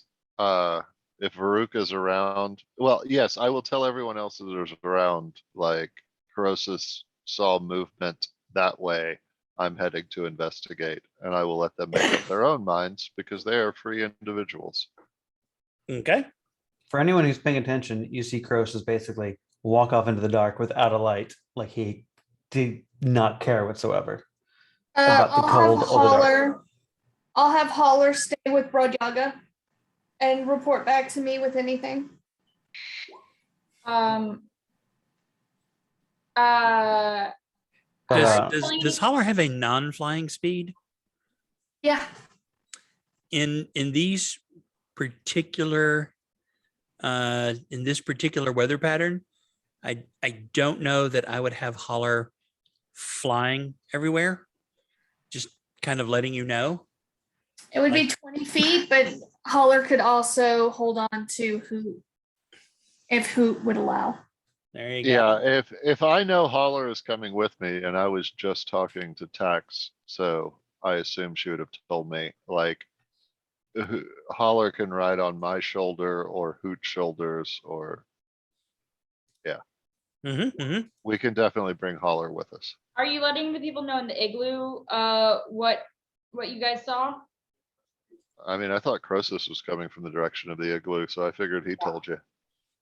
Yeah. no, I just cast message and told you, and I didn't really tell anybody else. Okay, Really? but you definitely see Crosis leaving in a hurry. Quietly. I mean, you see me leaving, but I'm, I mean, we're in an igloo. I don't know if we see anything. Dailyn, where are you building the igloo? I'm gonna say inside the care. Okay, so then all of y'all would have been by me because I'm setting the traps within the care. So when Brodyaga told me, y'all should have been able to hear unless y'all were like way far away. That seems good. Yeah, if they were that close, I'm sorry, I thought the igloo was being built like out in the wilds here. No, Yeah, one if of the walls. if the igloo was that close, I definitely would have told like everyone. Somebody should stay with Tax though, since Tax is setting traps. I don't want to leave Tax all by her lonesome. I'll stay with Tax. Good, I'll get out of thank the you. igloo to guard Tax. All All right, right, I'll go with yeah. you in case you need any. We're moving with a swiftness to investigate Crosis's perception check. All righty. Everyone that goes over there, It's gonna be a squirrel. I would assume, Varuk, are you going with them as well to the thing? I already stated in chat that I was following Crosis. Huh? Oh, you follow. Okay. I'm sorry. I see. All righty. So everybody who gets over to that area, give me survival checks. Give it to me. Oh wow, mine doesn't suck. That's amazing. Ha, All right. I feel that was good. unexpected. All right. So as you all approach that, Siston, you and Broad are able to kind of pick this up relatively quickly. Even in the deteriorating weather conditions, you can see a set of small footprints, humanoid footprints in the snow, making their way away, and you can see where they kind of go close enough to a low evergreen tree branch, kind of knocking the snow off. And that was probably the motion that I saw. The tracks do continue to the northwest. Let's keep going. This is probably a spy the ogre left behind, running to tell his mates that we exist. Do ogres even have spies? If they're smart, they do, and they're not So, smart. no. But some of them are cunning. Okay. Either way, Crosis is absolutely enthused to keep following. Yeah, and not more than 100 feet in front of me, but Hoot has a 40-foot movement speed, so she can move faster than the rest of us, or at least most of the rest of us. I don't want to make assumptions about other people's movement speeds. So I will let her run ahead to try to like track this thing down. But again, once she's 100 feet away, she'll slow down to match pace so she doesn't get too far ahead of us. Okay. Let me get some survival. Give me a survival check from Hoot to stay on the path, and also survival checks from the rest of you to follow them in the rapidly deteriorating weather. I did want to see if I could determine if the tracks indicated a speedy departure or a slow departure. How fast was this thing moving? It was moving away from you. Okay. I mean, Hoot didn't do good on her survival, but if I notice that she's veering off track with my 21, she does understand every language I speak. So I'll be like, hey girl, fucking straighten up. Okay. Fly right, straighten up and stay right.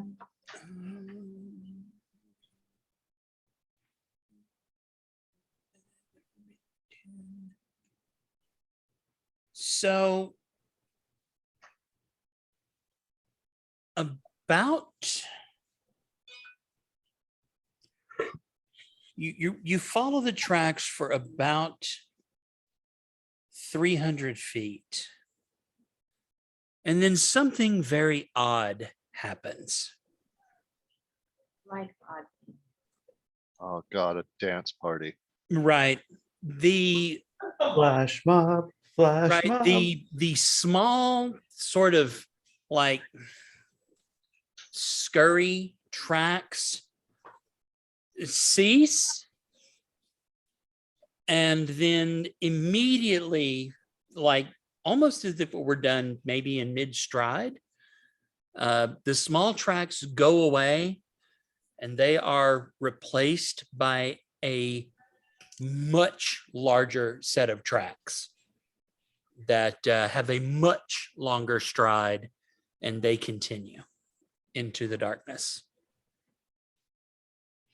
So we're talking Interesting. like normal, like my footprint size into something bigger and longer, or something smaller. So like a fox footprint into like a humanoid size. No, like a humanoid into a much larger humanoid.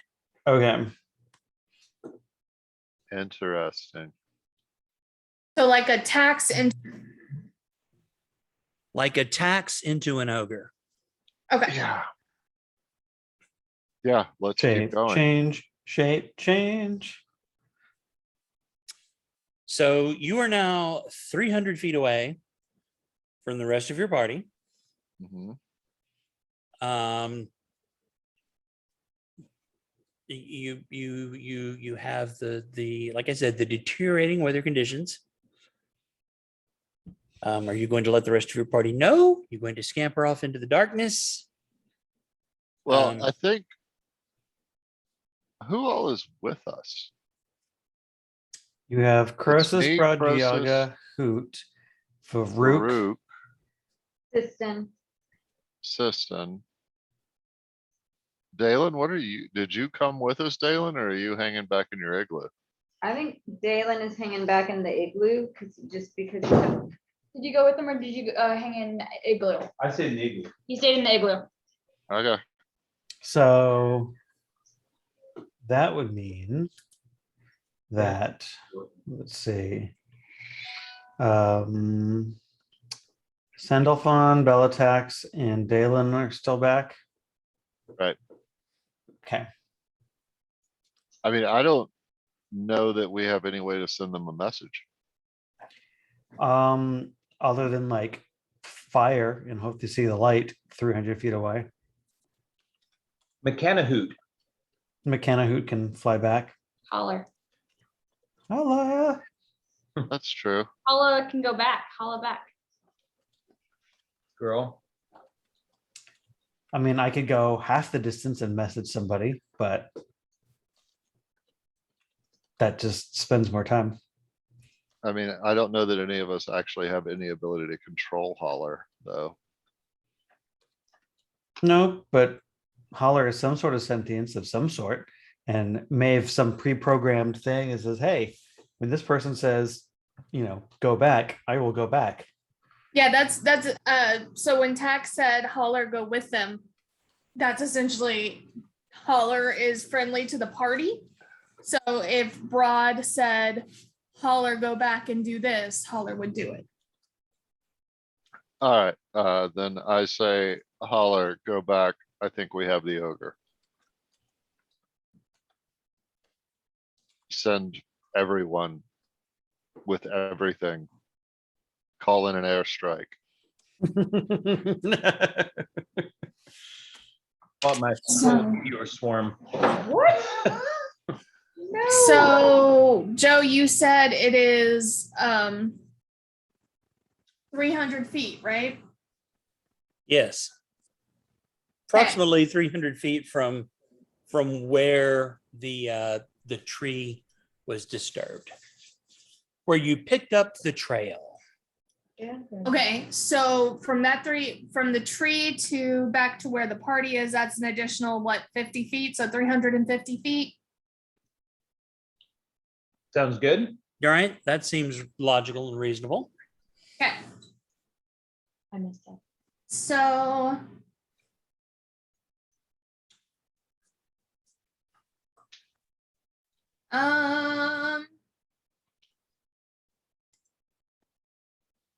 What's Holler's fly speed? 30. So 60 with a dash. But Joe So said It's that- probably difficult terrain is probably what the mechanic is. and it can fly with evasion to help it on saving for taking half damage for any damage that it would take in the weather.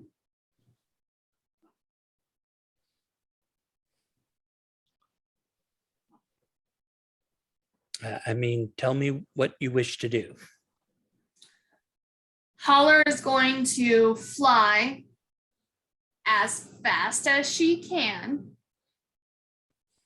fairly low to avoid high winds in the returning path. So it's already pretty much done. Back to us to tell us for us to then go. And at 60 feet, that's 6 rounds. 6 rounds. Yeah. Yeah, it's going to be more like 30 feet. Like I said, the wind is pretty severe. So she's going to have to navigate through a very unfriendly, a very not Holler friendly environment. So she's going to have to struggle against the wind. So Okay. she'll move at half speed. So 12 rounds. 2 minutes. No, 12 rounds is a minute, and 12 seconds. right. So 1 minute for her to get to us. Minute and a half. A minute and a fifth. Or- A little over a minute. Okay. A little over a minute. Tax, you're, busily attempting to engineer some new trap technology. And suddenly your attention is drawn to the gasping, struggling, tiny little wings trying to make it through the frozen wind. Oh my God, it's -80 degrees. Why do you hate me? Gonna circles around you. And you know how the cartoon birds that you were describing? Yep. More like a single drunken cartoon bird kind of circles your head once and flops directly on the crown of your head.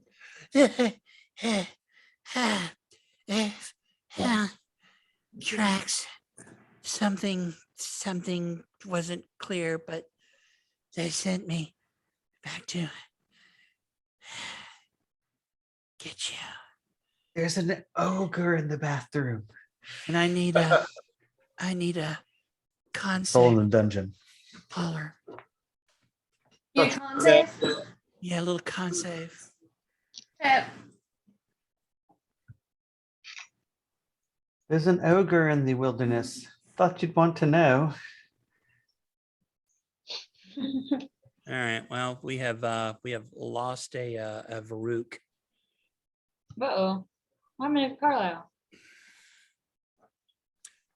So before he I don't know, returns to the inn or something, Varuk is going to point out to those of you around him that he has a certain familiarity with things of a very large nature, and he is very confident that whatever it was became very large, as in mechanically speaking large, as in Right. would take up 4 squares on the map instead of just 1. We figured. That's fine. And Tax Holler takes a level of exhaustion. Oof. But hey, guess what? Homunculus servants are immune to. Yeah, they're constructs. They can't get exhausted. Well, isn't that neat? All right. Don't worry. I'll figure something else out. Flex just winds her back up again. All right. All good to go. Big key.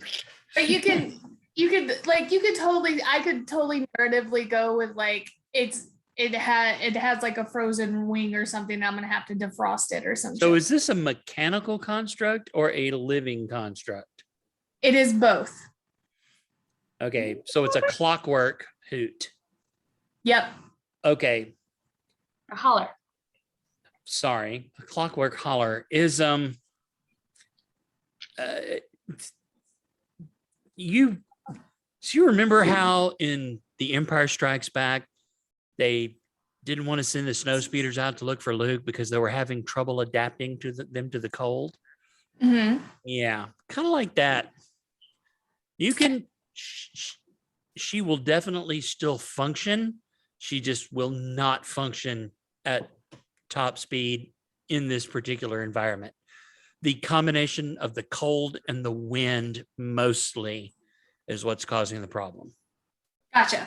So it's not like it's not destroying her or breaking her. It's just she's very suboptimal. Does that make sense? Joe, You ever watch Invader Zim? I have, yes. that's trending on TikTok right now. What And is? It's trending on TikTok. Yeah, Invaders. There's so many Invader Zim audios on TikTok right now. What is it? Invader Zim. It was a TV show when I was. Oh, okay. yeah. Doom. Doom, doom, doom, doom, doom, doom. Can I sing my Doom song? Doom, doom, doom, doom, doom, doom, doom, doom, doom. Yep. Hey, baby there. So, what are you guys going to do with this information? I will tell Dolph and Dailyn, and I will say, I feel as if we should make an expeditious journey there, but it might be better if I rode in someone's backpack. Or on Joe, do we feel like if we ran the way there that we would have to roll for exhaustion? Do we feel like that would be enough to like hurt us or no? Not at the moment. I mean, you're coming from a relatively well protected area. You're not cold proof, but you know how it is when you've been sitting by a fire, kind of warming up. You're a little warmed up. You're pretty confident you're probably good to go for about an hour without having to check for exhaustion again. All right. Well, If the weather holds. Uh, And like I said, it has been you can tell, there's a storm brewing. I carried Tax. Would I move at half speed? No. Would I hold- Wait a minute. What's your strength? My strength is 14 plus 2. How much do you weigh, Tax? How much do gnomes weigh? 25 pounds. A 14 I strength. actually- A 14 strength is a 210-pound carrying capacity. I I'm weigh absolutely 42 certain. pounds. Yeah, you can easily baby Bjorn Tax without even feeling encumbered. And, Nice. and Tax, are you carrying anything? Yeah, what are you carrying? If you go into inventory and D&D Beyond, it would tell you how much you're carrying. Well, I have my magic bag of holding, which Oh, that's Oh, right. that's right. Oh, yeah. Sweetness. So Yeah. that's 15 pounds. Yeah. yeah. So I am still less than 60, I do believe. Yeah, I can take her. Sweet Annabelle. So Yeah.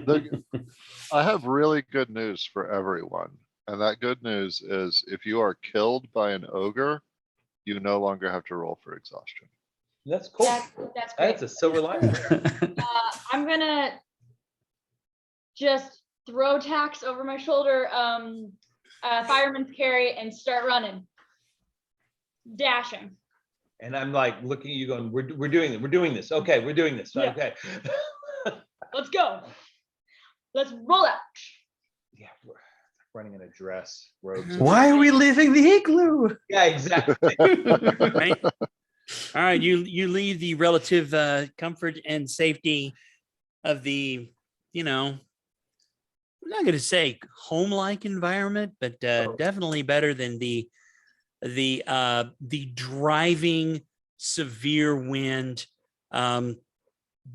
The clouds overhead are roiling and moving very quickly from south to north.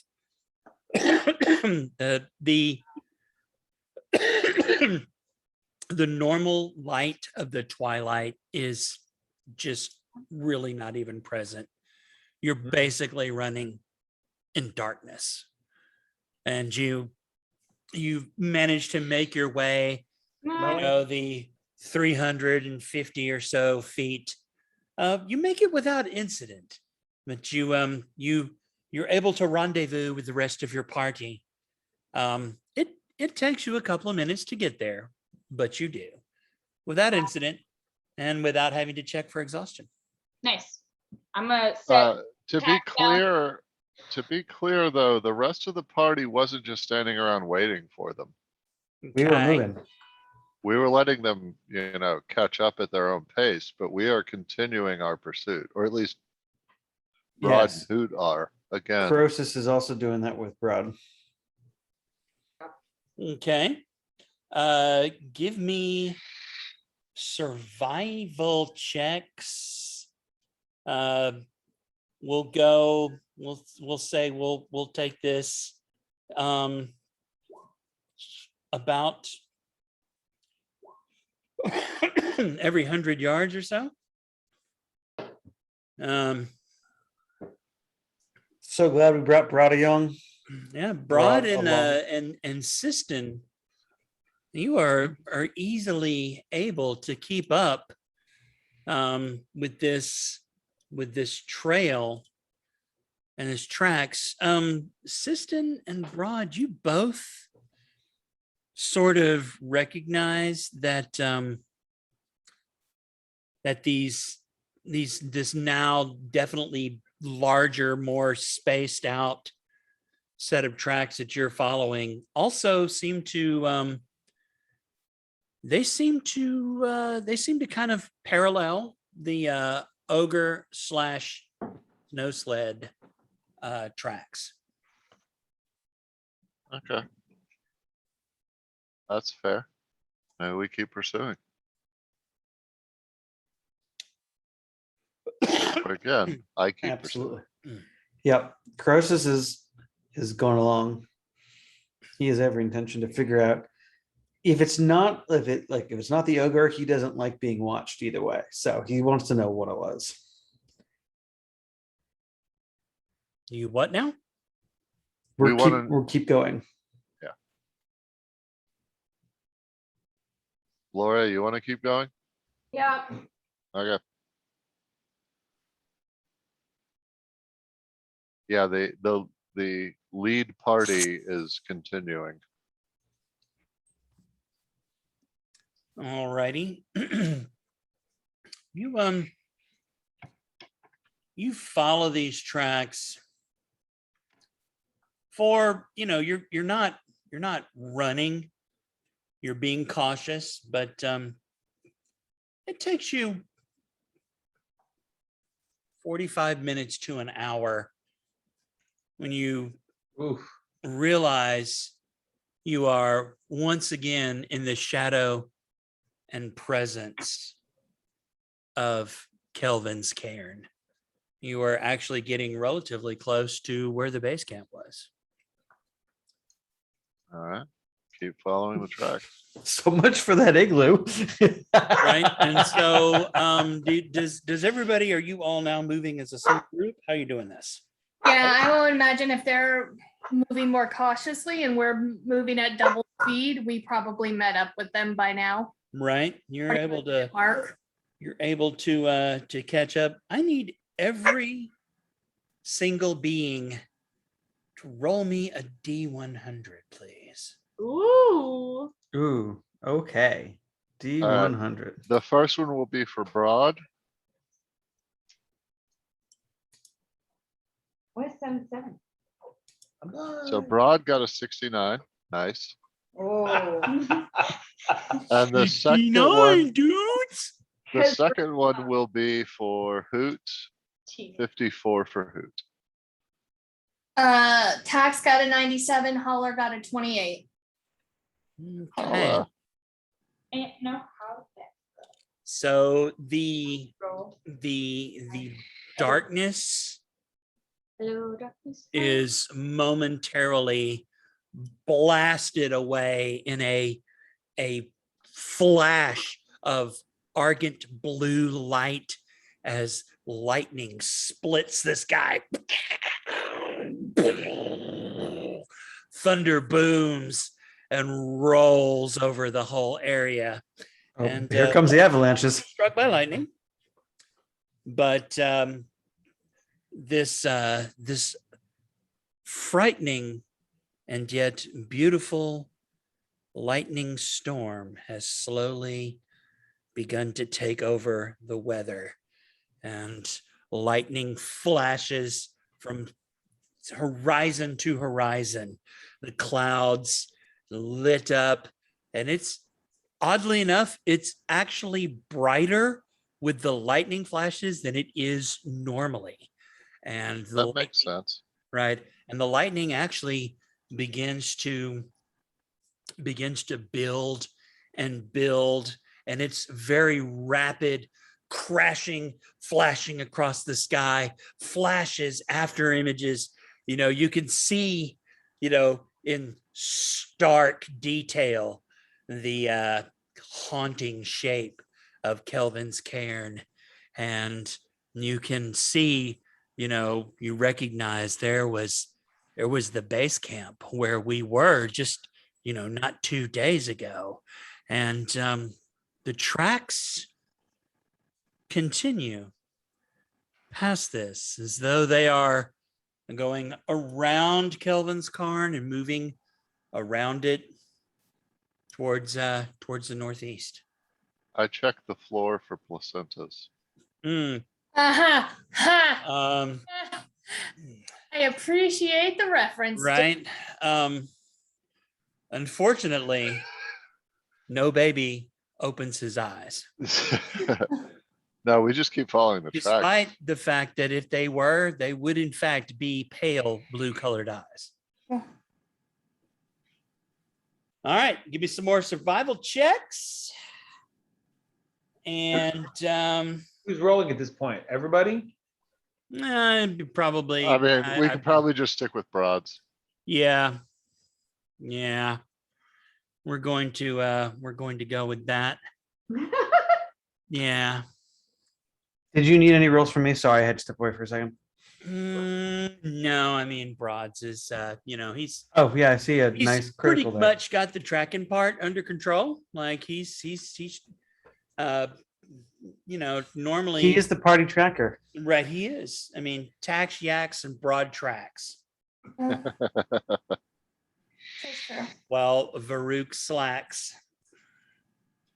Anyways, the good news is, as the weather pattern has shifted and the storm has kind of resolved itself into this brilliant flashing lightning over and over.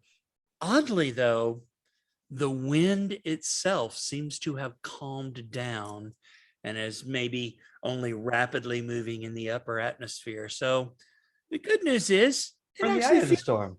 it's actually warmed up about 20 degrees, so it's only minus 60. But just not cold Dog. enough to where you're not having to make tests against exhaustion. So, all right, you're able to follow the trail around. You kind of circle around Kelvin's cairn, the lightning still crashing and flashing the light. The thunder booms and rolls. It's very surreal. And you make your way into the foothills around the northeastern side of Kelvin's cairn. Talk about a detour. And you're able to follow the trail until you notice something. Oh, finally a placenta. Yes. Stop. Hey, what's that sound? Everybody look what's going down. So you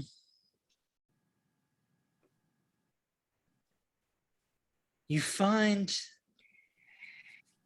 this blocky stone stronghold, bereft of warmth or charm, jutting out of the hillside of one of these foothills in a rough crescent shape. Only part of this construction is visible. The rest, you are certain, is buried under the stone. A large double door of stone serves as the main entrance. The terrain leading up to it is a gently upward sloping path covered with fresh snow. A stream used to flow out of a barred culvert northeast of the main entrance, but the waterway has frozen. Two other barred openings can be seen along the stronghold's northern wall. Anyone positioned behind those openings would have an unobstructed view of the approach. Closer to you, separated from the rest of the stronghold, is a snow-covered stone bunker, decorated and perforated with arrow slits. Ooh. And I know what you're thinking. That sounds really cool. Could we maybe get some of that? The answer to that is yes. Yes, you can.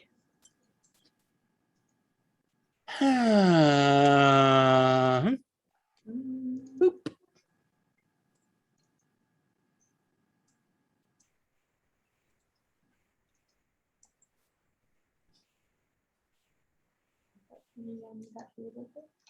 This is actually the hand that we got from Laura.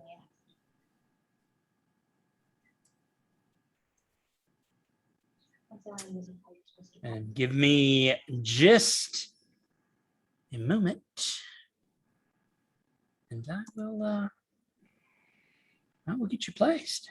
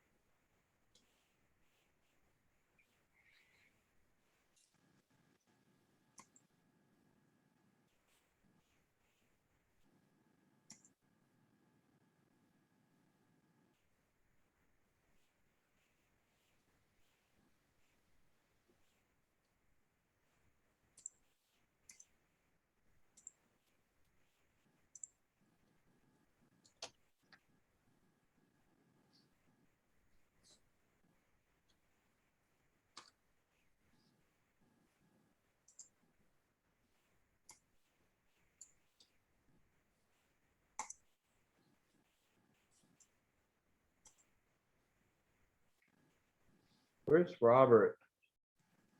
Can you not see me? I can almost see him with my big. Oh, there we go. There it is. Rawr. Rawr. Meow. So the blockhouse, the bunker is right here. No, it's really hard for you to see that, but it is, yeah, it's up there. Yep, absolutely. Oh wait, we have, or at least I have only black. I can see me and Hoot. Other than that, it's black. Dark vision. Well, I think I just deleted myself off the map. There we go. As Amy Winehouse once said, we're back to black. Can you put me on there, for I am probably the wrong size? mm, Not yet. Okay. no, actually, you're the right size. Everyone else is too big. Okay.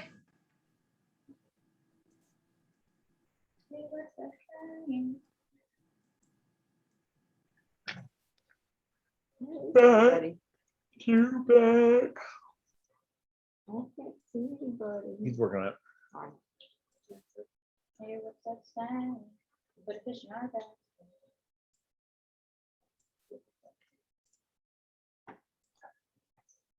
Doom, doom, doom, doom, doom, doom, doom, doom, doom, Do, do. doom, doom, doom, doom, doom, doom, doom. I can't seem to face up to the facts. I'm tense and nervous and I can't relax. You got something to say? Da-da-da-da. I'm gonna say it again. Da-da-da. Yeah. Da-da-da-da. Da-da-da. All right. So I wanna go.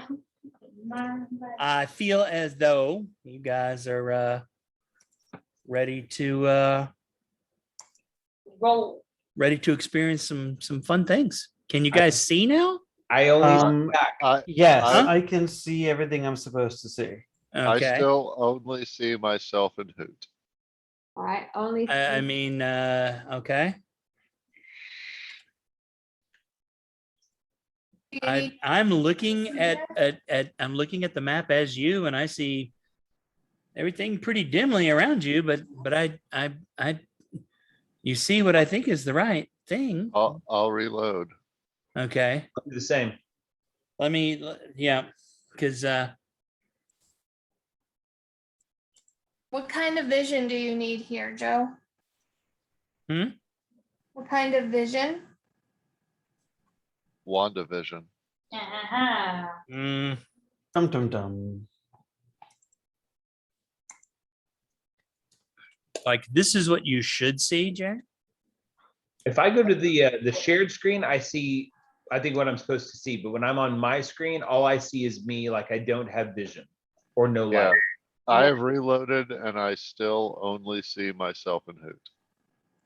I think you have it set where they need dark vision because I have dark vision, which is probably why the shared screen looks like this. Can you make me glow? Can Does it I? have- Does it have a light spell? I mean, do you wish to? I do wish to glow. Do you wish to glow? Not very far away from the big old It's either that or sitting in the dark, so yeah. right. Crosis suggests you sit in the dark. Crosis can suck it. Yeah, but you won't be able to see it. I mean, if we're using Dawn's light spell, which, okay, now I can see the radius of Dawn's light spell. Yeah. Ooh, and there's a big creature's head over me. It's out of the map. Okay. Yeah, I'm gonna, stay in the light. Yeah, Joe, I feel that. Oh, actually, Hoot will stay out. Hoot should have dark vision, by the way. Well, cool, but I don't know what that does mechanically. His attacks are not at disadvantage. Yeah, that's it. Yeah. 5, 10, 15. Is it 20 feet bright, 20 feet dim? Yep. Yes. I mean, if you're doing the light spell, I mean, if you are for real doing it's bright light and then dim light, right? Yep. Yeah, I don't have the dim on what's currently. Okay, so the bright light distance is what, 10 feet, 20. 20. 20, and then another 20 feet for low light after that. You got it. Okay.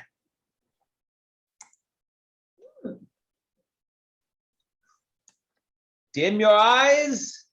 Sure. Alrighty. All right, I'm a target now, but at least I can see. Yep.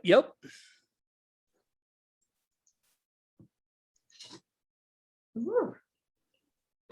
All this talk of cold stuff. I'm getting cold. I have windows open all through the house, so it's You gonna do get have 40 windows, tonight. Yeah. Especially in your You know how cold it is in my room typically? Do you know that those heaters you can basically set on thermostat control and just leave them running? I did not know that. room. Oh. You said like at like 70. yeah. I think the lowest is like in the upper 60s. Yeah, it'll turn off when it's not needed. Mhm. I still set it to 8 hours at a time so that I don't just leave it running and I'm like not in there. No, that's a good idea. The only thing I don't like about that is at the end of the 8 hours goes. All right, guys. I'm ready. Maybe. What do you wish to do? So Crosis is going to hold up his hand and as if he knows what stop means, and is basically just like hold everybody to like stop and wait. And he's going to kind of look back to see if everyone stops and waits. I am collaborating and listening. Exactly.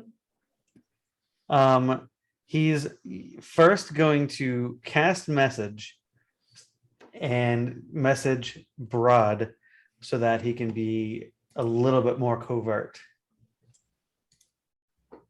And he's going to say to Broad, I think I see the ogres up ahead in some sort of bunker or something. I see something inside. And then he's just going to kind of wait for a response. Does message allow me to respond? Yep. Message, I will put the text so that you know exactly what you can or cannot do. Saying let her cry. All right, so there's message.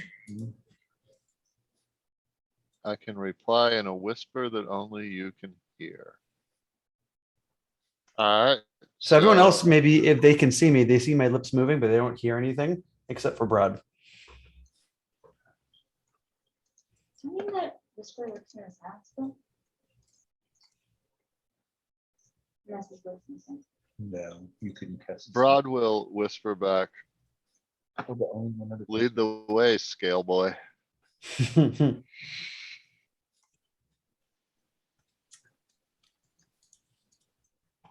All right, well, he motions for everyone to kind of be sneaky.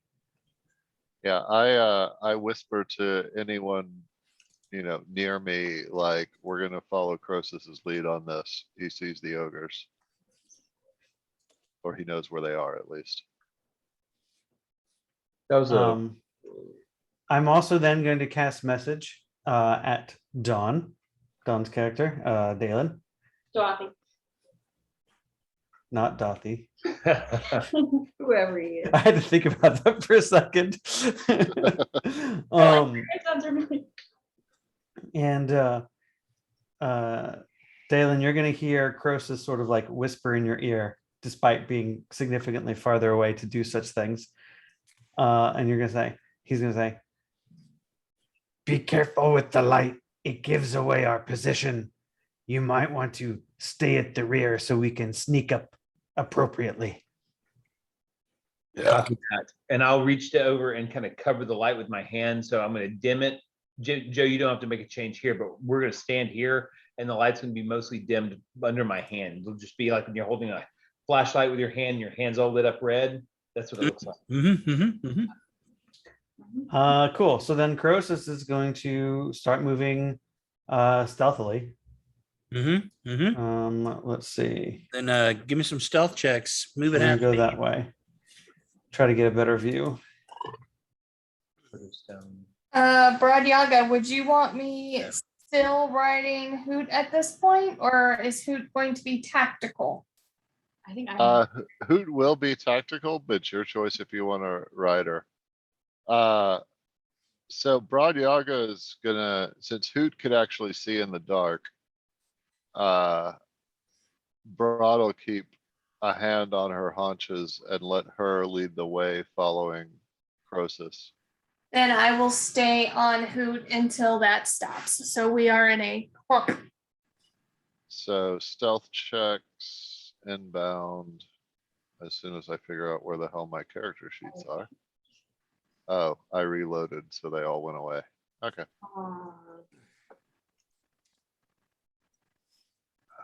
Stealth check from Broad. Good job, Bellatrax. And Hi. stealth check from Hoot. And then if you need a stealth check from Holler, you can totally have one. But at this point, Holler is just kind of chilling with us and not making any noise and taking a good, well-deserved rest. And you know what? this is important to not fuck up, I will burn my inspiration and take that 26. Oh yeah, I'll burn that inspiration and take that 20. Okay. Yeah, then yeah, sweet. Then this is actually working to plan. We're just standing out there not moving. There's a lot of critically stealthy people on the board right now. Yeah. Wow, that's the stealthiest you fuckers have been in 6 episodes. They were so stealthy, I didn't even realize. Probably all of our campaigns. You know, if you exclude like the random outliers, like super stealthy hero and whatnot, then Yeah. Okay, well, Yeah. that stealth check will get you half speed of movement. So you do know that up here is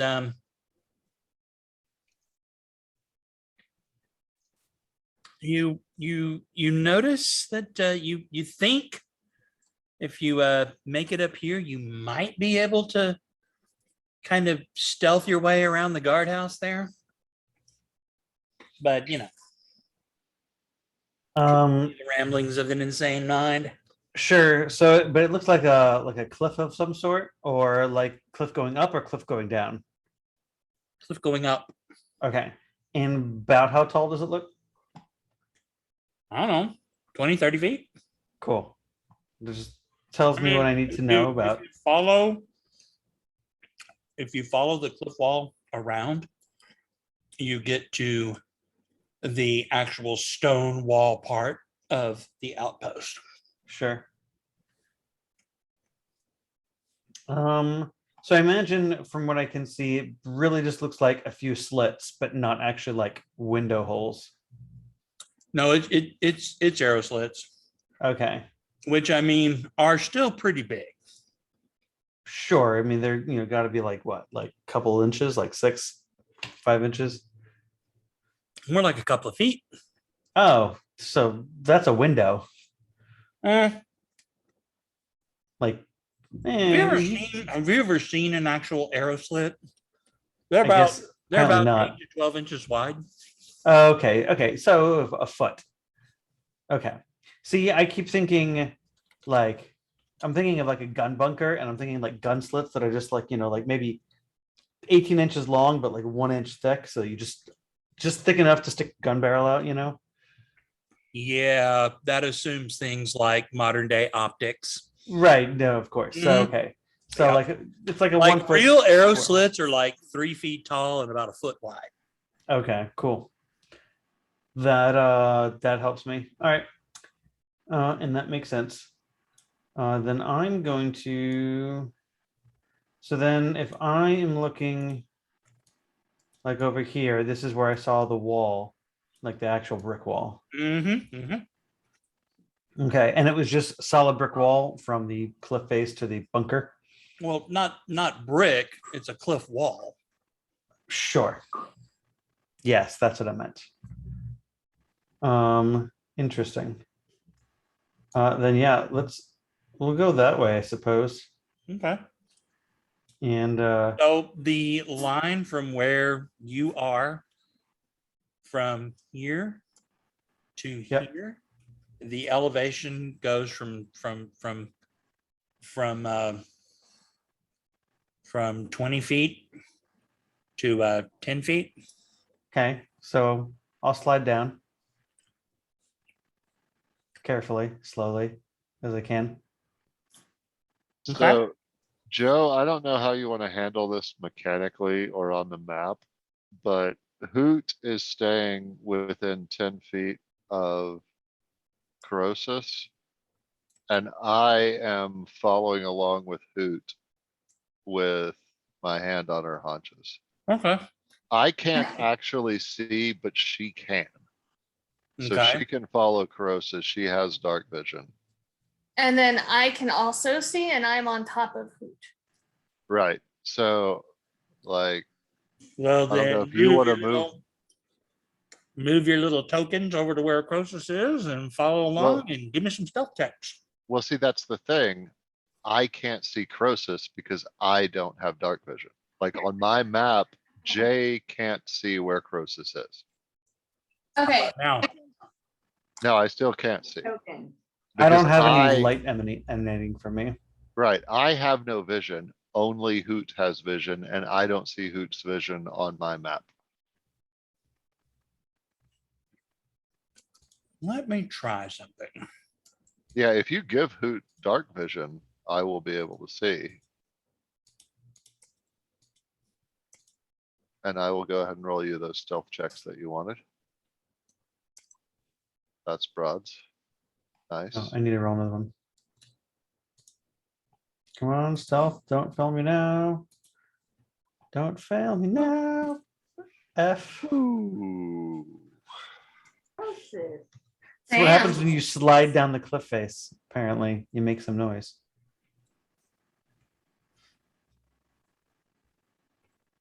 I got the first one. You totally did. Well, at least everyone else made it this time. Oh, wait, am I wrong? Oh, Yeah. we'll see. We'll see. Yep. Ah, nice. Good.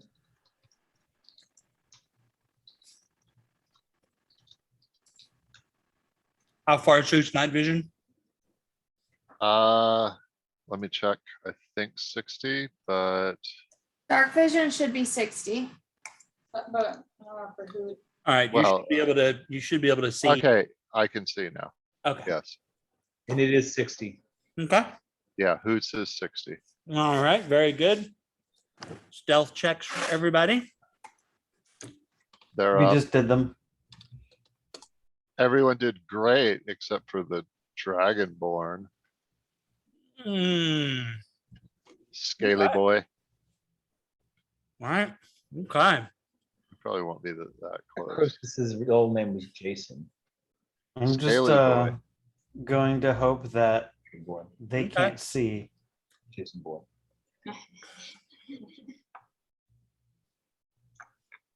And that we are approaching in the cover of darkness, and that gives us an advantage of some sort. Absolutely. That's it's good that you think that way.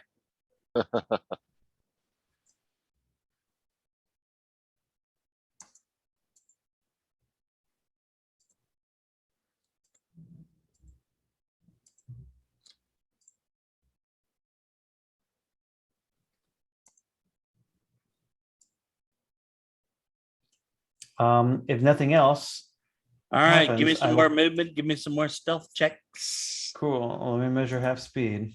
How far are people in? Because I think Laura and I are still hanging out at the opening to the cave. At the moment, I'm about 30 feet from you. Okay.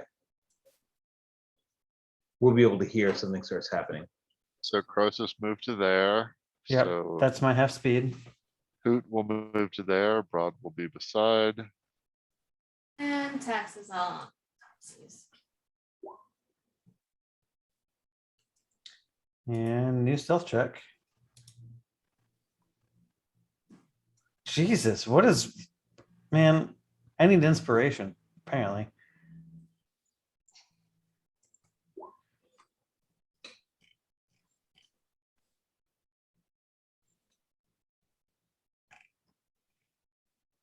I guess this is what I get for not actually being a rogue, maybe. Mm,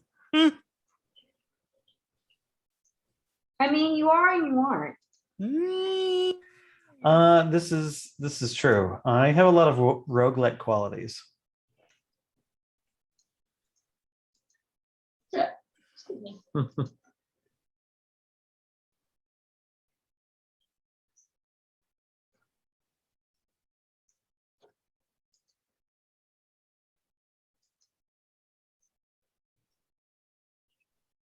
Do do do do. Do do do do. Do do do do do. Do-do-do. Do-do-do-do-do. Do-do. Do-do. Do-do, do-do, do-do, do-do. Womp, womp, womp, womp, womp, womp, womp, womp, womp.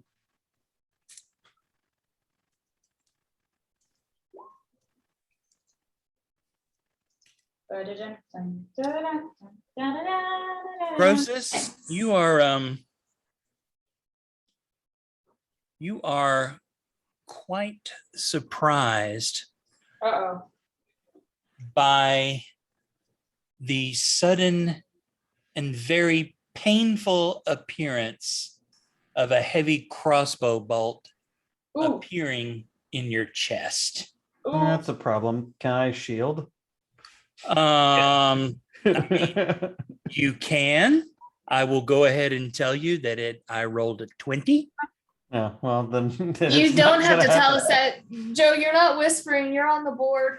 Oh, I know. I was just wanting to make sure that it was Yep. that it was seen there. I see that now. I see that now. Yeah. Yeah, I'm Yep. not sure what the damage is for a heavy crossbow. I want to say it's like Owie. 2d12 plus 12 or something. No. It's 8D100. Ah, okay. No. Yeah. All right. Then it gets No, me. it's- Then it goes it's through me D8, into correct? Hoot, and then it through Hoot.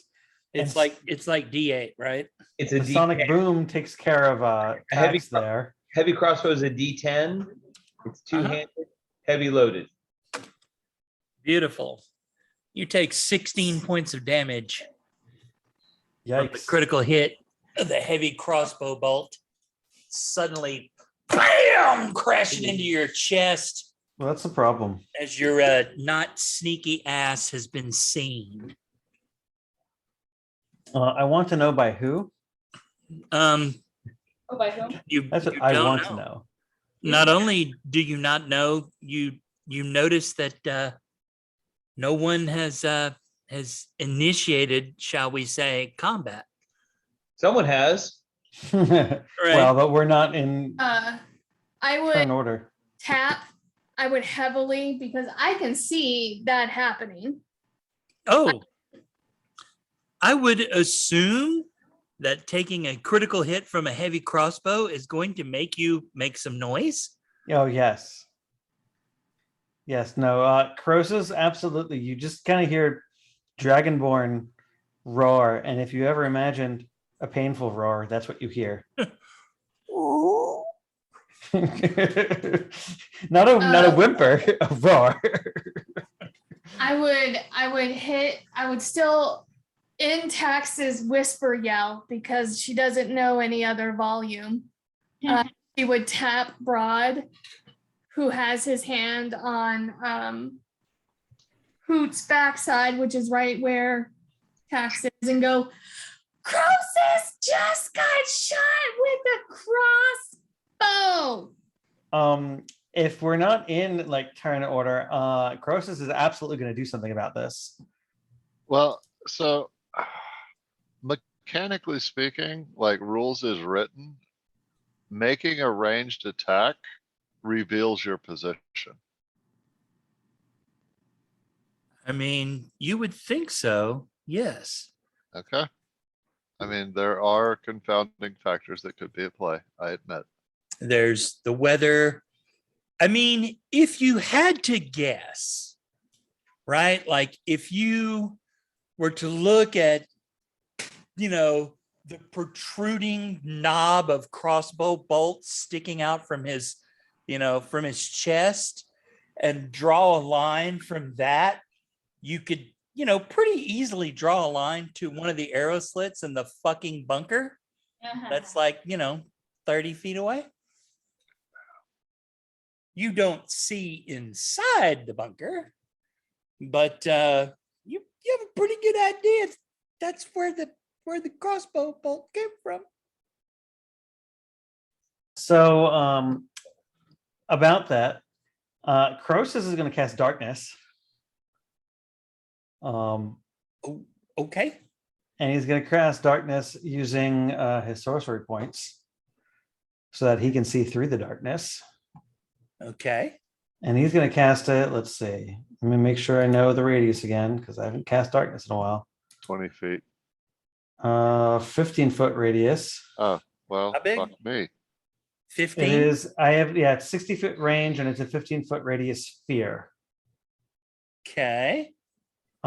So this begs the next question. which is the tower, the bunker, and the slits. As we go lower, as we kind of step down these little shelves, is the bunker you're actually stepping up. Oh, stepping up to the shelf. Okay, I see what you mean. Perfect. So then the bunker absolutely is above me, aiming down. Okay. Correct.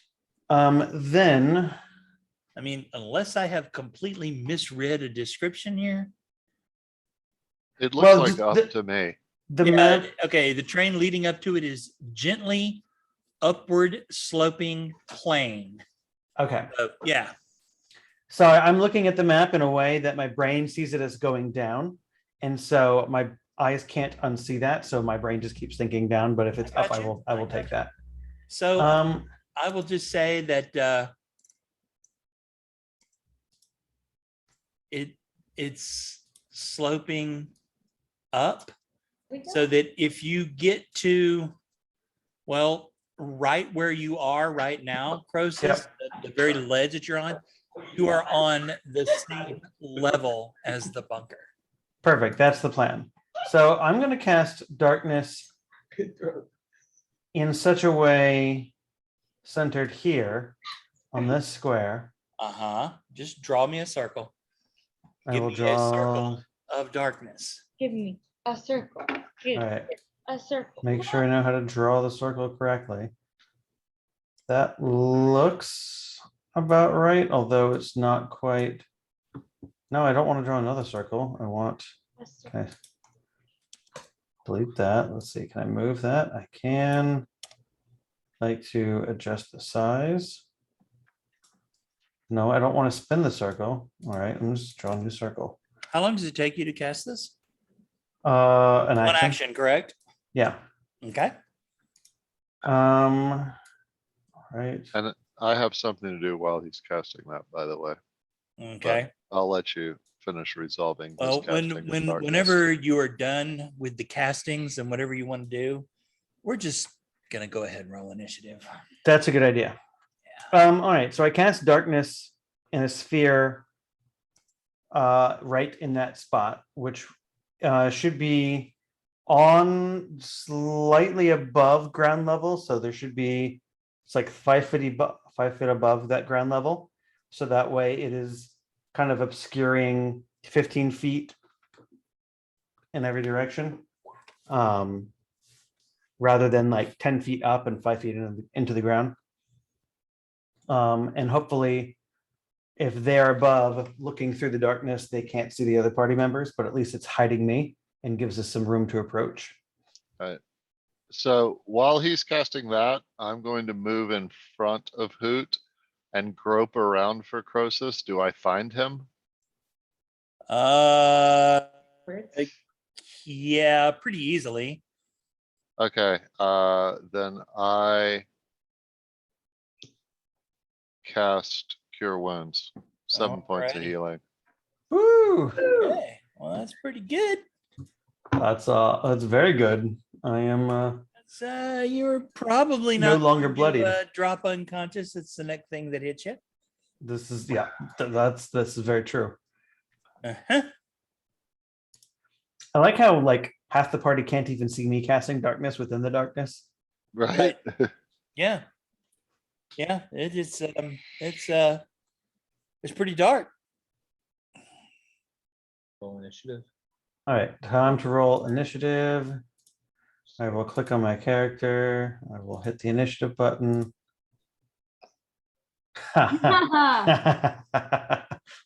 Get bent, ogres. Why do you have advantage? Yeah, do you actually have advantage? You have a 14 and an 18. I don't actually know what I have. Hold on. Why does it do that? I think Because you've got it set to roll. Sure. you So I hold rolled a You hold 16. down the Alt key Yep. and then hover over the roll for initiative thing. The little icon should turn to a normal like B. Oh, I see that. That's and cool. that will make it roll without advantage. Robert, are you rolling from D&D Beyond or from Roll20? D&D Beyond. Go into Beyond 20 and change your from always roll or type of roll to always roll twice rather than always roll with advantage. Oh, yes, that is better. Okay. Or, Well, just do the thing that I suggested. Well, yours, yes, he doesn't have to do that. Now he doesn't have to do it all the time. He can use your thing for some of the time. I did Joe's thing now, and I'm going to do Allie's thing next. How do All righty. Is that everybody? I will. Oh, do we have a hoot? In a hollow. Well, no, so Hoot canonically takes her turn Canonically after follows you, me. correct? All Right. right. Same with Holler. Holler does Okay. not follow me in initiative. Sorry, Holler follows me in initiative. I know. Goes at your back. Yeah. All right, I will step away for just 1 second, but I will be right back. All right. So I'm going to suggest that we take a short break because this could become an extended mess. Yeah, because no one can see shit except for Robert. Yeah. And I mean, Well, everyone but me. yeah. Mm, The funny And the thing people is, who are stuck back way in the back. All right, bio break, be back in 5. yep. Here, I can move you guys up to where they are if you wish. Oh, well, you can see because somehow the other Belatax has magic vision. All right, I'm going to pause recording. All right, we'll be right back. Ah.